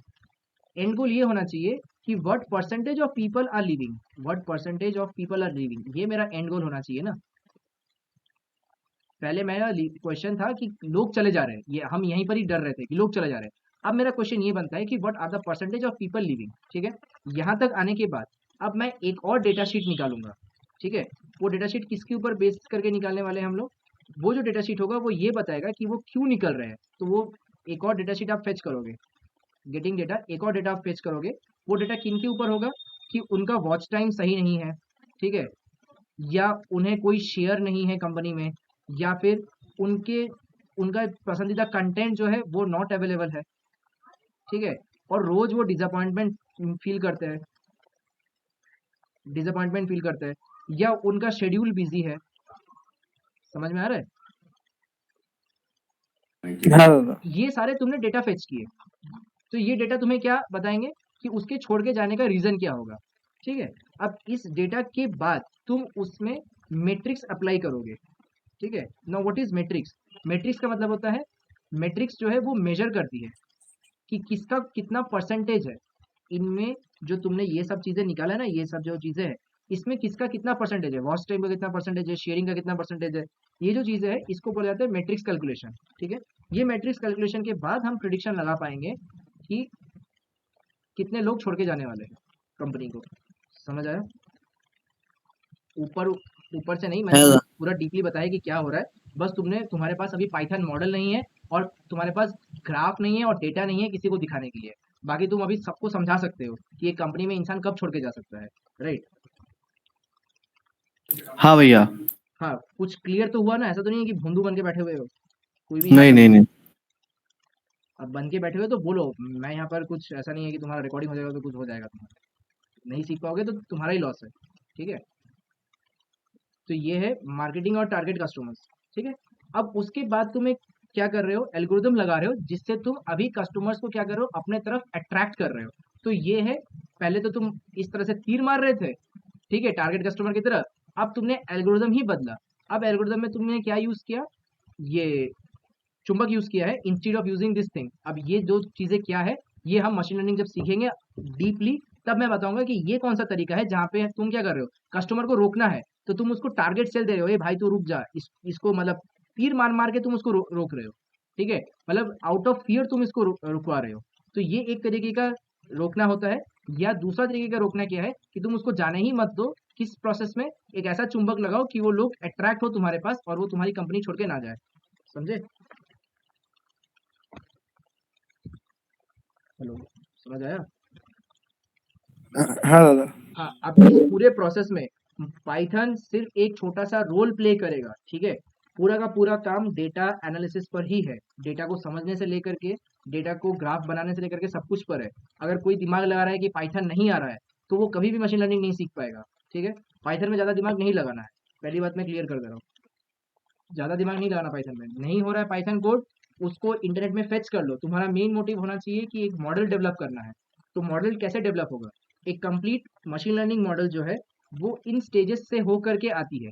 सबसे पहले प्रोजेक्ट डिजाइन करो कि प्रोजेक्ट क्या होना चाहिए, ठीक है। सबसे पहले मेरा काम होना चाहिए कि प्रोजेक्ट क्या बनाऊं मैं, राइट। अगर मुझे प्रोजेक्ट ही नहीं पता चला तो मैं कैसे करके काम करूंगा, है कि नहीं? हेलो हेलो, ठीक है ना। है सर। तो बिना प्रोजेक्ट के मैं कभी काम नहीं कर सकता। अब प्रोजेक्ट आया, प्रोजेक्ट के बाद मुझे पता होना चाहिए कि मेरा एंड गोल क्या है। अगर मुझे पता है मेरा एंड गोल क्या है तो फिर ठीक है। अगर एंड गोल नहीं पता है तो वो चला जाएगा अनसुपरवाइज लर्निंग में, ठीक है। अगर मैं मतलब मॉडल को आउटपुट नहीं दे पाया तो वो अनसुपरवाइज में चला जाएगा, और अगर मैं मॉडल को एक आउटपुट दे पाया तो फिर वो चला जाएगा तुम्हारा कहाँ पर, सुपरवाइज लर्निंग में। एक केस स्टडी से बताता हूँ पूरा का पूरा चीज़ तो अच्छे से समझ में आएगा। लेट फॉर एग्जाम्पल, ठीक है, क्या करना है मेरे को, इस लड़की के बारे में या इस फिश के बारे में मुझे इंफॉर्मेशन फेच करना है, ठीक है। तो इस लड़की के बारे में मेरे पास कोई इंफॉर्मेशन नहीं है, फिलहाल के लिए मैं ब्लैंक हूँ, राइट। हेलो हेलो, समझे? हाँ, इसके बारे में मैं ब्लैंक हूँ, मेरे पास कोई आइडिया नहीं है। तो सबसे पहला काम क्या करना पड़ेगा, what is my desired output and what is my determination. मेरा डिटर्मिनेशन क्या होगा? मेरा डिटर्मिनेशन ये होगा कि मुझे ये लड़की को खोजना है, तो ये दिस इज माई आउटपुट। अब उसके बाद what are the target data identification. तो टारगेट डेटा आइडेंटिफिकेशन क्या होता है? आज के डेट पे सोशल मीडिया एप्स है, राइट। हेलो, है सर। हाँ, आज के डेट पे सोशल मीडिया ऐप्स है। तो तुम अगर आज के डेट के लिए बात करोगे तो मैं हम आज के डेट के लिए समझा रहा हूँ। पहली बात, आज के डेट में सोशल मीडिया ऐप्स है, तुम इसको क्या देख करके सबसे पहले आइडेंटिफाई करोगे? सबसे पहले हम इसको ये देख करके आइडेंटिफाई करेंगे कि इसका फेस लुक कैसा दिखाई देता है। क्या ये अमेरिकन दिखाई देती है, क्या ये इंडियन दिखाई देती है, क्या ये तमिलियन दिखाई देती है। अगर इंडियन दिखाई देती है तो इंडियन में कौन सा तरीके का वेरियंट है ये, समझ आया? या अगर फिश है तो फिश में ये कौन सा वेरिएंट है, जेली फिश है या तुम्हारा रोहू फिश है या फिर कतला फिश है, कौन सा फिश है, हम उस वेरिएंट में पहले आने की कोशिश करेंगे, समझे? हेलो हेलो, है सर। तुम ये जो पूरा चीज है इसको बोला जाता है फीचर इंजीनियरिंग। क्या बोला जाता है इस चीज को?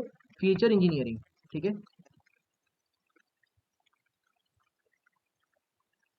Feature engineering. अब इस फीचर इंजीनियरिंग करते टाइम बहुत सारी ऐसी चीजें निकल के आएगी जहां पे मुझे जाना ही नहीं है, तो मैं उन चीजों को रिजेक्ट करता रहूंगा। That is called as exploratory data analysis, ठीक है। Exploratory data analysis. जैसे कि अगर मुझे पता चल गया कि वो इंडियन लड़की है या मुझे पता चल गया कि वो जेलीफिश है, तो मैं बाकी फिश की तरफ में तो और अपना दिमाग नहीं लगाने वाला हूँ ना, समझे? तो वो रिडंडेंट डेटाज है ना मेरे, या कोई काम के डेटाज नहीं है, समझे? हेलो हेलो, है सर। हाँ, तो वहां पे मैं दिमाग नहीं लगाने वाला हूँ। तो इन प्रोसेस में फीचर इंजीनियरिंग और एक्सप्लोरेटरी डेटा एनालिसिस ये सेकंड काम में आते हैं, ठीक है। अब थर्ड काम में क्या आता है? थर्ड काम में आता है ऑन्टोलॉजी इंजीनियरिंग, ठीक है। ऑन्टोलॉजी इंजीनियरिंग में क्या करते हैं? ऑन्टोलॉजी इंजीनियरिंग में हम ये करते हैं कि अब उसके बाद उस फीचर को कहाँ पे लगाना है, जो भी उसके अकॉर्डिंग में जो भी तुम्हारा नॉइसेज है उन सारे नॉइस को क्लीन करो, और डेटा वैरेंगल और क्लीनिंग में आता है इसके बाद वाला प्रोसेस, डेटा क्लीनिंग एंड वैरेंगल। और इन पूरे प्रोसेसेस को फीचर इंजीनियरिंग का नाम दिया जाता है, और तब जाकर के तुम उसके ऊपर एक डेटा लेबल लगा सकते हो कि हाँ ये लड़की इंडियन लड़की है या ये फिश रोहू फिश है, और हम अभी तक अनसुपरवाइज से सुपरवाइज में थोड़ा बहुत आ पाए हैं, समझे? हेलो है हेलो, सर। हाँ। अब इसके बाद आगे कैसे सर्च करना है? अगर तुम्हारे पास सोशल मीडिया ऐप्स है तो तुम उसके अकॉर्डिंग सर्च कर सकते हो। अगर तुम्हारे पास ऑलरेडी फिश के कलेक्टिव डेटाज है तो तुम वहां पे जा सकते हो, और जितना ज्यादा तुम उसके अंदर जाने की कोशिश करोगे, तुम्हें डेटाज की जरूरत है। विदाउट डेटाज तुम आगे नहीं जा पाओगे, समझ आया? है सर। ठीक है। अब उस इन पूरे प्रोसेसेस के बाद हम करेंगे क्या? मॉडल का प्रिडिक्शन। मतलब हमने क्या किया, मॉडल को ट्रेन किया, मॉडल को इवैल्यूएशन किया। अब हम मॉडल को करने वाले हैं प्रिडिक्शन, कि जो हम लड़की खोज रहे थे या जो हम बेसिकली फिश को खोज रहे थे, क्या ये वही फिश है? दोनों के बीच में हमने क्या किया, प्रिडिक्शन लगाया। अगर प्रिडिक्शन का एक्यूरेसी मैच करता है, ठीक है, हाईली मैच करता है, तो हम जाकर के चेक करेंगे। अगर मैच बहुत ही कम आ रहा है तो फिर हम क्या कर सकते हैं, उसको रिजेक्ट कर सकते हैं, या फिर वो एल्गोरिदम खराब है, हम वापस पीछे आएंगे और फिर हम मॉडल को वापस से रिट्रेन करेंगे।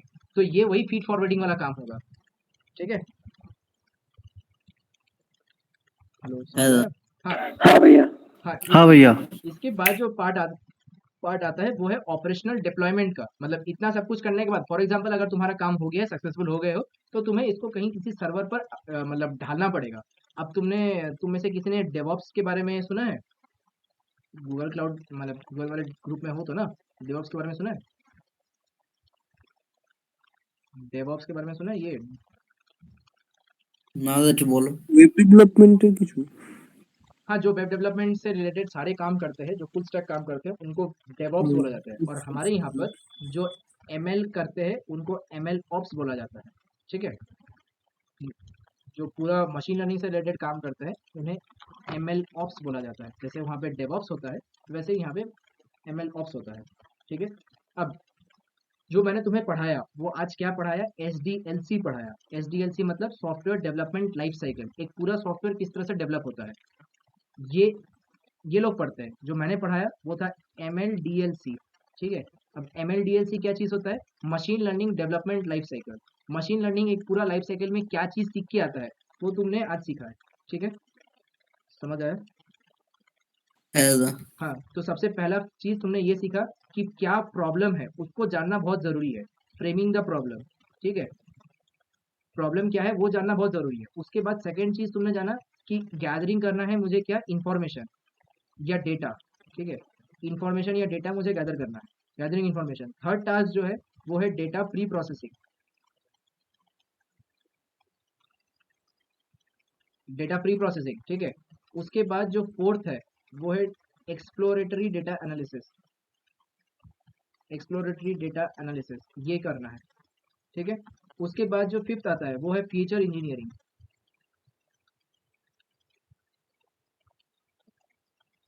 ठीक है, फीचर इंजीनियरिंग किए। उसके बाद हमने क्या किया, मॉडल को ट्रेन किया और टेस्ट किया। मॉडल ट्रेन करना है और फिर मॉडल को टेस्ट करना है। ठीक है, ये 7 स्टेप हुआ। 8 स्टेप में हमने क्या किया, मॉडल को डिप्लॉय किया। मॉडल को डिप्लॉय किया, ठीक है। कहाँ पे डिप्लॉय करेंगे? सर्वर पे डिप्लॉय करेंगे। ये मॉडल का डिप्लॉयमेंट होगा। अब उसके बाद जो तुम्हारा 9th नंबर टेस्ट आएगा वो आता है यूजर एंड टेस्ट। कभी व्हाट्सएप का बीटा टेस्टिंग सुना है? हाँ भैया। हाँ, है वो दादा। बीटा टेस्टिंग सबको नहीं देता है, किसी पर्टिकुलर यूजर को देता है या ग्रुप ऑफ यूजर को देता है ना, सबको नहीं देता वो। हाँ भैया। हाँ, तो हमें इसी तरह से अपने मॉडल का बीटा टेस्टिंग कराना है। अब बीटा टेस्टिंग करने से पहले दो तरीके के तुम्हारे पास मतलब दो तरीका होता है, एक ऑनलाइन या फिर बैच। ठीक है, online versus batch processing. Batch तरीका, देखो ऑनलाइन वाला तरीका जो है वो प्रेफरेबल तरीका है, क्योंकि बैच वाले तरीके में क्या होता है, मैं तुमको बताया ना, सिस्टम स्लो हो जाएगा। तुम अगर डेटा तुम्हारे पास नहीं है, तुम वापस से डेटा ढालोगे, तुम्हारा लैपटॉप उतना डेटा नहीं झेल पाएगा। समझ पा रहे हो? है दादा। हाँ, तुम्हारा लैपटॉप हैंग कर जाएगा, उतना सारा डेटा तुम नहीं ले पाओगे। तो बेस्ट ऑप्शन ये है कि तुम उसको वहाँ पर भेजो, क्या नाम है, सर्वर पर भेजो, ऑनलाइन पे ये सब काम करो। तो ऑनलाइन वर्सेस बैच। बैच का मतलब होता है कि हम उसको अपने सिस्टम सर्वर पे रन कराने वाले हैं, बट हम यहाँ पे ना रन करा करके ऑनलाइन पे रन कराएंगे, और वहाँ पर हम अल्फा बीटा टेस्टिंग कराएंगे। ठीक है, alpha beta testing, A B testing जो भी है वो सब कराएंगे, और फिर हम ऑप्टिमाइजेशन की तरफ बढ़ने की कोशिश करेंगे। ठीक है, उसके बाद हम ऑप्टिमाइजेशन की तरफ आते हैं। तो ये तो बहुत बात की प्रोसेसेस है, जो कि तुमने सुना होगा कि बहुत सारे जगह पर क्लाउड कंप्यूटिंग बोल करके चीज़ें हैं। ठीक है ना, क्लाउड कंप्यूटिंग या फिर AWS, इसका नाम सुना है? Amazon web service, AWS, Google का। हाँ भैया सुना है। हाँ, तो ये सारे प्रोसेसेस तो बाद में, अगर तुमने पहले मॉडल को वहाँ पर डिप्लॉय ही नहीं करोगे तो फिर ये AWS किस बात का करोगे? ठीक है, पहले तो मॉडल वहाँ पे जाना पड़ेगा, तब जाके ना AWS कर पाओगे उसके ऊपर। ठीक है, तो ये सब आगे ही प्रोसेस है। अभी पहला प्रोसेस क्या है, इन्फॉर्मेशन कलेक्ट करना। ठीक है, तो समझ पा रहे हो ना जो चीज़ बताया तुमको, पूरा लाइफ साइकिल करना क्या है इस पूरे जर्नी में। है दादा। हाँ, अब इस पूरे जर्नी में पाइथन को लेकर के जो अटक के रह गया, ठीक है ना, वो मतलब पीछे रह जाएगा। पाइथन लेकर के बिल्कुल मत अटकना, पाइथन को थोड़ा सा साइड में रखो और आगे बढ़ जाओ ज़िंदगी में। ठीक है, पाइथन क्या होता है, कितना ज़रूरत है, वो मैं सिखा दूंगा, उसके आगे बढ़ जाओ। अब कहाँ पे पाइथन करना है, तुम्हें पाइथन करना है गूगल कोलैब में आकर के, लास्ट 9 मिनट्स है, ठीक है, गूगल कोलैब में आकर के पाइथन करना है, ठीक है। अब डेटा कहाँ से मिलेगा? डेटा मिलेगा कैगल से, CAGGLE, ये कैगल है, इस जगह पे जा करके डेटा सेट मिलता है, समझे?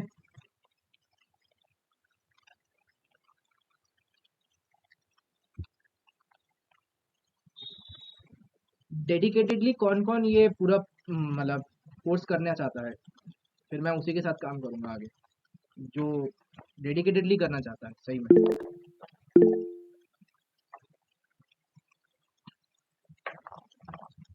वरना मेरा टाइम वेस्ट होगा और तुम्हारा सर पटकते रहोगे तो क्या हो रहा है यहाँ पे। फ्री में हैंड मत खड़ा करना, अगर नहीं चाहते हो तो कोई ज़रूरत नहीं है, मतलब कोई प्रेशर नहीं है, ठीक है।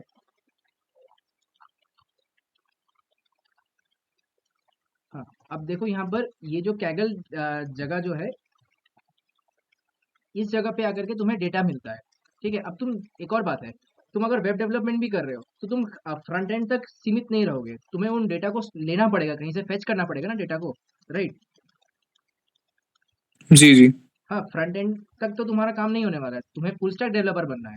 अगर तुम्हें फुल स्टैक डेवलपर बनना है तो तुम्हें वो डेटा कहीं से फेच करने पड़ेंगे।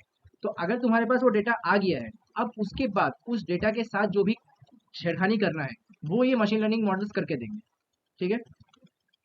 समझ पा रहे हो?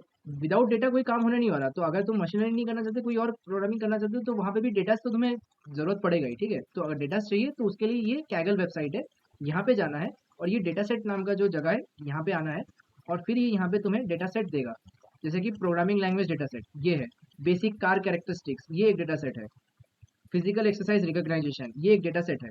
अब ये डेटा सेट होते क्या है, ठीक है, वो बताता हूँ पहले। हाँ, और एक बात, डेडिकेटेडली एक जीमेल बनाना, ठीक है, अगर मेरे साथ करना चाहते हो तो एक जीमेल अकाउंट बनाना, जो जीमेल अकाउंट सिर्फ और सिर्फ तुम्हारे इन प्रोजेक्ट्स के लिए ही होंगे, ठीक है। पासवर्ड जो भी है उसको वहीं पर ही रखना, अगर लीक भी हो जाते तो कोई फर्क नहीं पड़ना चाहिए, क्योंकि वो तुम एक दूसरे के साथ शेयर भी कर सकते हो। तो वो जो भी तुम्हारा प्रोजेक्ट के लिए एक अलग से जीमेल अकाउंट बनाना, और उस जीमेल अकाउंट में ही सारे प्रोजेक्ट स्टोर करना, समझे? जी हाँ, वो जीमेल अकाउंट में सारे प्रोजेक्ट्स बना करके रखना। अब अ, इसका इंटरफेस कुछ इसके जैसा है, लोग तुम्हें जुपिटर नोटबुक बोलेंगे डाउनलोड करने के लिए, या फिर एनाकोंडा डाउनलोड करने बोलेंगे, तो वो सब मत करना। ये सेम टू सेम उसी के जैसा ही दिखता है, यहाँ पे भी पाइथन रन होता है, ये ऑनलाइन फीचर है, ठीक है। यहाँ पे इसका तुम साइज देख सकते हो,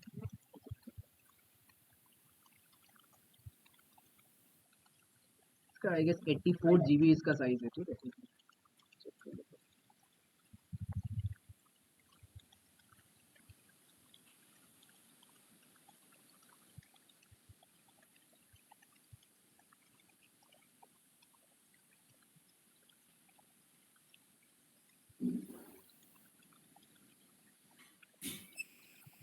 हाँ, ये देखो इसका साइज 84 GB है, ठीक है, और ये ऑनलाइन 84 GB है, समझे? है जी जी। हाँ, ये तुम्हारा लैपटॉप का साइज नहीं है, मेरा खुद का लैपटॉप 1 TB का नहीं है, तो तुम कहाँ से सोच सकते हो कि 84 GB का आएगा, ठीक है ना? विश्वास में तो देख सकते हो, ये मेरा लैपटॉप 1 TB का है ही नहीं, ये 1 TB 500 MB का है, SSD रैम 500 MB का है ये, तो वो 8 GB का स्टोरेज दे रहा है वहाँ पर, ठीक है। 8 GB का, 84 GB का दे रहा है, सॉरी नॉट 8 GB, 84 GB का दे रहा है, और मेरा 500 MB का इसके अंदर है। तो तुम समझ तो सकते हो ना, 84 GB बहुत ज़्यादा अमाउंट ऑफ स्पेस है, ठीक है। तो यहाँ पे तुम अपने काम करना। अच्छा, और उससे पहले ये डेटा को कैसे अपलोड करते हैं, तो डेटा शीट जो है वो कुछ नहीं, एक एक्सेल शीट होता है, ठीक है। तो थोड़ा सा एक्सेल शीट बता देता हूँ 4 मिनट के अंदर कि एक्सेल शीट क्या कैसा दिखाई देता है।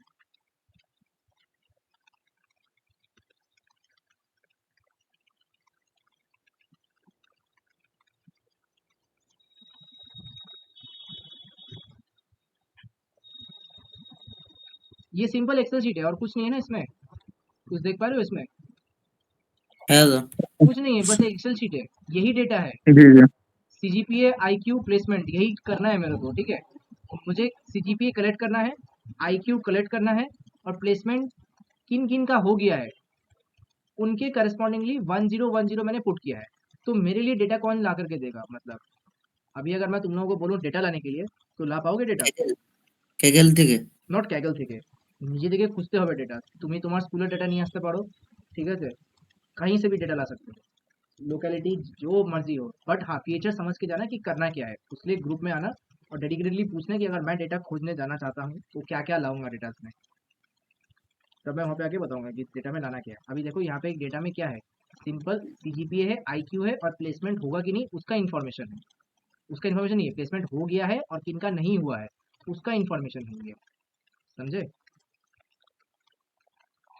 হ্যাঁ হ্যাঁ, এখানে যে ইনফরমেশনটা আছে 1010 তে, এই ইনফরমেশনটা এইটা বলছে যে যার সিজিপিএ 6.8 আর আইকিউ 123 আছে ওখানে ওর প্লেসমেন্ট হয়ে গেছে, কিন্তু যার সিজিপিএ 5.3 ইভেন আইকিউ বেশি আছে তাও প্লেসমেন্ট হয়নি। বুঝতে পারলে? তো তুমি যদি এরকম ছোট ছোট ডেটা খুঁজতে চাও তো তুমি খুঁজতে পারো আর নিজের মতন করে ডেটা বানাতে পারো, আদারওয়াইজ তুমি এখান থেকে বড় বড় ডেটা শিটও নিতে পারো, এদের কাছে বড় বড় ডেটা শিট আছে, যেটা একটা কোম্পানি ডেটা শিট হয়, ঠিক আছে? এবার এই ডেটা শিটটাকে নিয়ে এখানে এসে এই জায়গা থেকে আপলোড করতে হবে ডেটা শিটটাকে, এরকম করে ডেটা শিটটাকে আপলোড করবে। আপলোড করার পরে দুটো জিনিস আমি শেখাবো পাইথনের, একটা হচ্ছে নামপাই আর একটা হচ্ছে পান্ডাস, ঠিক আছে? এই দুটো লাইব্রেরি শেখাবো, অতটুকুই শেখাবো যতটুকু দরকার পড়বে, ঠিক আছে? ফোনে অতটুকুই তুমি জানো যতটুকু তোমার দরকার পড়ে, তাই না? তুমি তো ফোনে সবগুলো ইনস্ট্রাকশন জানো না, তাই তো? হ্যালো? হ্যাঁ দাদা হ্যাঁ, অতটুকুই জানো যতটুকু দরকার আছে, কিন্তু তাও তুমি তোমার বাড়িতে যদিও ফোনের কিছু একটা প্রবলেম হয় তোমার কাছেই আসে নিয়ে, তাই কি না? হ্যালো, আমার জিনিসটা বুঝতে পারছো তো না? হ্যাঁ তোমার হ্যাঁ মাম্মি দাদা আর পাপার কাছে তো তুমি একটা ইঞ্জিনিয়ার, তাই না? যে সবকিছু জানে ফোন রিলেটেড, বাট এরকম না যে তুমি সবকিছু জানো, রাইট? তো वैसा ही পাইথন অতটুকুই শিখবো অ্যাজ আ টুল, কি হ্যাঁ আমি পাইথনের অতটুকু জিনিস জানি যতটুকু আমার কাজে লাগবে, বাকি জিনিস আমার যতটুকু কাজে লাগবে না ওটাকে সাইডে রাখবে, ঠিক আছে? এবার এখানে কি হচ্ছে, আমি কি করলাম, এই ডেটা শিটটাকে এখানে আপলোড করেছি, ডেটা শিটটাকে আপলোড করে ডেটা শিটটাকে আমি এখানে প্রিন্ট করেছি, কি করে প্রিন্ট করেছি না করেছি এটা নেক্সট ক্লাসে শিখবো। আর তারপরে এখানে আসার পরে এই যে 7টা জিনিস আমি শেখালাম না, এই 7টা জিনিস তো লেখালাম না আমি এখানে একটু আগে, হ্যালো হ্যালো, 7টা জিনিস অব্দি हाँ हाँ শিখেছি না? হ্যাঁ দাদা হ্যাঁ, খালি 8 নাম্বার আর 9 নাম্বার শেখাইনি, কেন কি এই দুটো মডেল ডিপ্লয়মেন্ট, এটা আমাদের কাজের না এখন, ঠিক আছে? তো এই 7টা স্টেপই আমি এখানে করেছি। আগে ইনফরমেশন নিয়েছি, তারপর যেগুলো দরকার আছে ওগুলোকে নিয়েছি, কি ডেটা আছে ওটাকে এখানে স্টাডি করেছি, ঠিক আছে? তারপরে এখান থেকে আসার পরে কোনটাকে আমি রাখবো কোনটাকে আমি বাইরে ফেলে দেবো সেই জিনিসটাকে আমি এখানে করেছি। আফটার দ্যাট মডেলটাকে ট্রেন আর টেস্ট করা হয়েছে, ঠিক আছে? এবার নিচে আসার পরে আমি যদি প্রেডিকশনে আসি, ঠিক আছে? এই প্রেডিকশনে আসার পরে কতটুকু ঠিক মতন প্রেডিকশন দেবে সেটা আমি দেখতে পাচ্ছি যে এখানে 90% ঠিক মতন প্রেডিকশন দেবে। তো এবার ডেটা দুটো পার্টে ডিভাইড হয়ে গেছে, এটাই তো আমি এতক্ষণ অবধি বোঝানোর চেষ্টা করছিলাম না, যে একটা ডেটা দুটো পার্টে কি করে ডিভাইড হবে, ক্লাস্টারিং অ্যালগরিদম গুলো। হ্যাঁ, হ্যাঁ দাদা তো ক্লাস্টারিং অ্যালগরিদমস প্লাস আগে ছিল এটা ক্লাস্টারিং, কিন্তু এটা পরে গিয়ে দেখলাম যে এটা কিরকম একটা অ্যালগরিদম, রিগ্রেশন টাইপ, ঠিক আছে? রিগ্রেশন না, এটা ক্লাস্টারিং এ আছে, 0 বা 1 দিচ্ছে, প্লেসমেন্ট হবে কি প্লেসমেন্ট হবে না। তো এই যে জায়গা যেটা এখানে আছে এটা হচ্ছে প্লেসমেন্ট হয়ে যাবে, আর মানে না হবে না, আর এটা যেটা এখানে আছে সেটা হচ্ছে হয়ে যাবে, ঠিক আছে? এবার এখানে দেখো কিছু কিছু মিসক্লাসিফাইড পয়েন্টস আছে, এবার ওগুলো কি করে ঠিক করব, ওগুলো আমাদের নেক্সট কনসার্ন হওয়ার কথা। আর এই যে পয়েন্ট যেগুলো একদম মাঝে মাঝে লাই করে আছে এগুলোকে বলা হয় আউটলায়ার্স, দেখতে পাচ্ছ তো না? হ্যাঁ দাদা কিছু মিসপ্লেস পয়েন্টস আছে, দেখো এই এই পয়েন্টটা এখানে চলে এসেছে, এই পয়েন্টটা এখানে চলে এসেছে, এটাকে এখানে আসার কথা ছিল, ঠিক আছে? তো এই লাইনটা ঠিক মতন করে ডিভাইড করেনি, তো এই জিনিসটা যা করেছে না করেছে, এবার এটা এক রকমের একটা মডেল বানানো হয়েছে, বুঝতে পারলে? তো এই পুরো জিনিসটা আমরা পুরো লার্নিং অ্যালগরিদমে শিখবো যে কি হচ্ছে না হচ্ছে, এই অবধি এখানেই থাক, ঠিক আছে?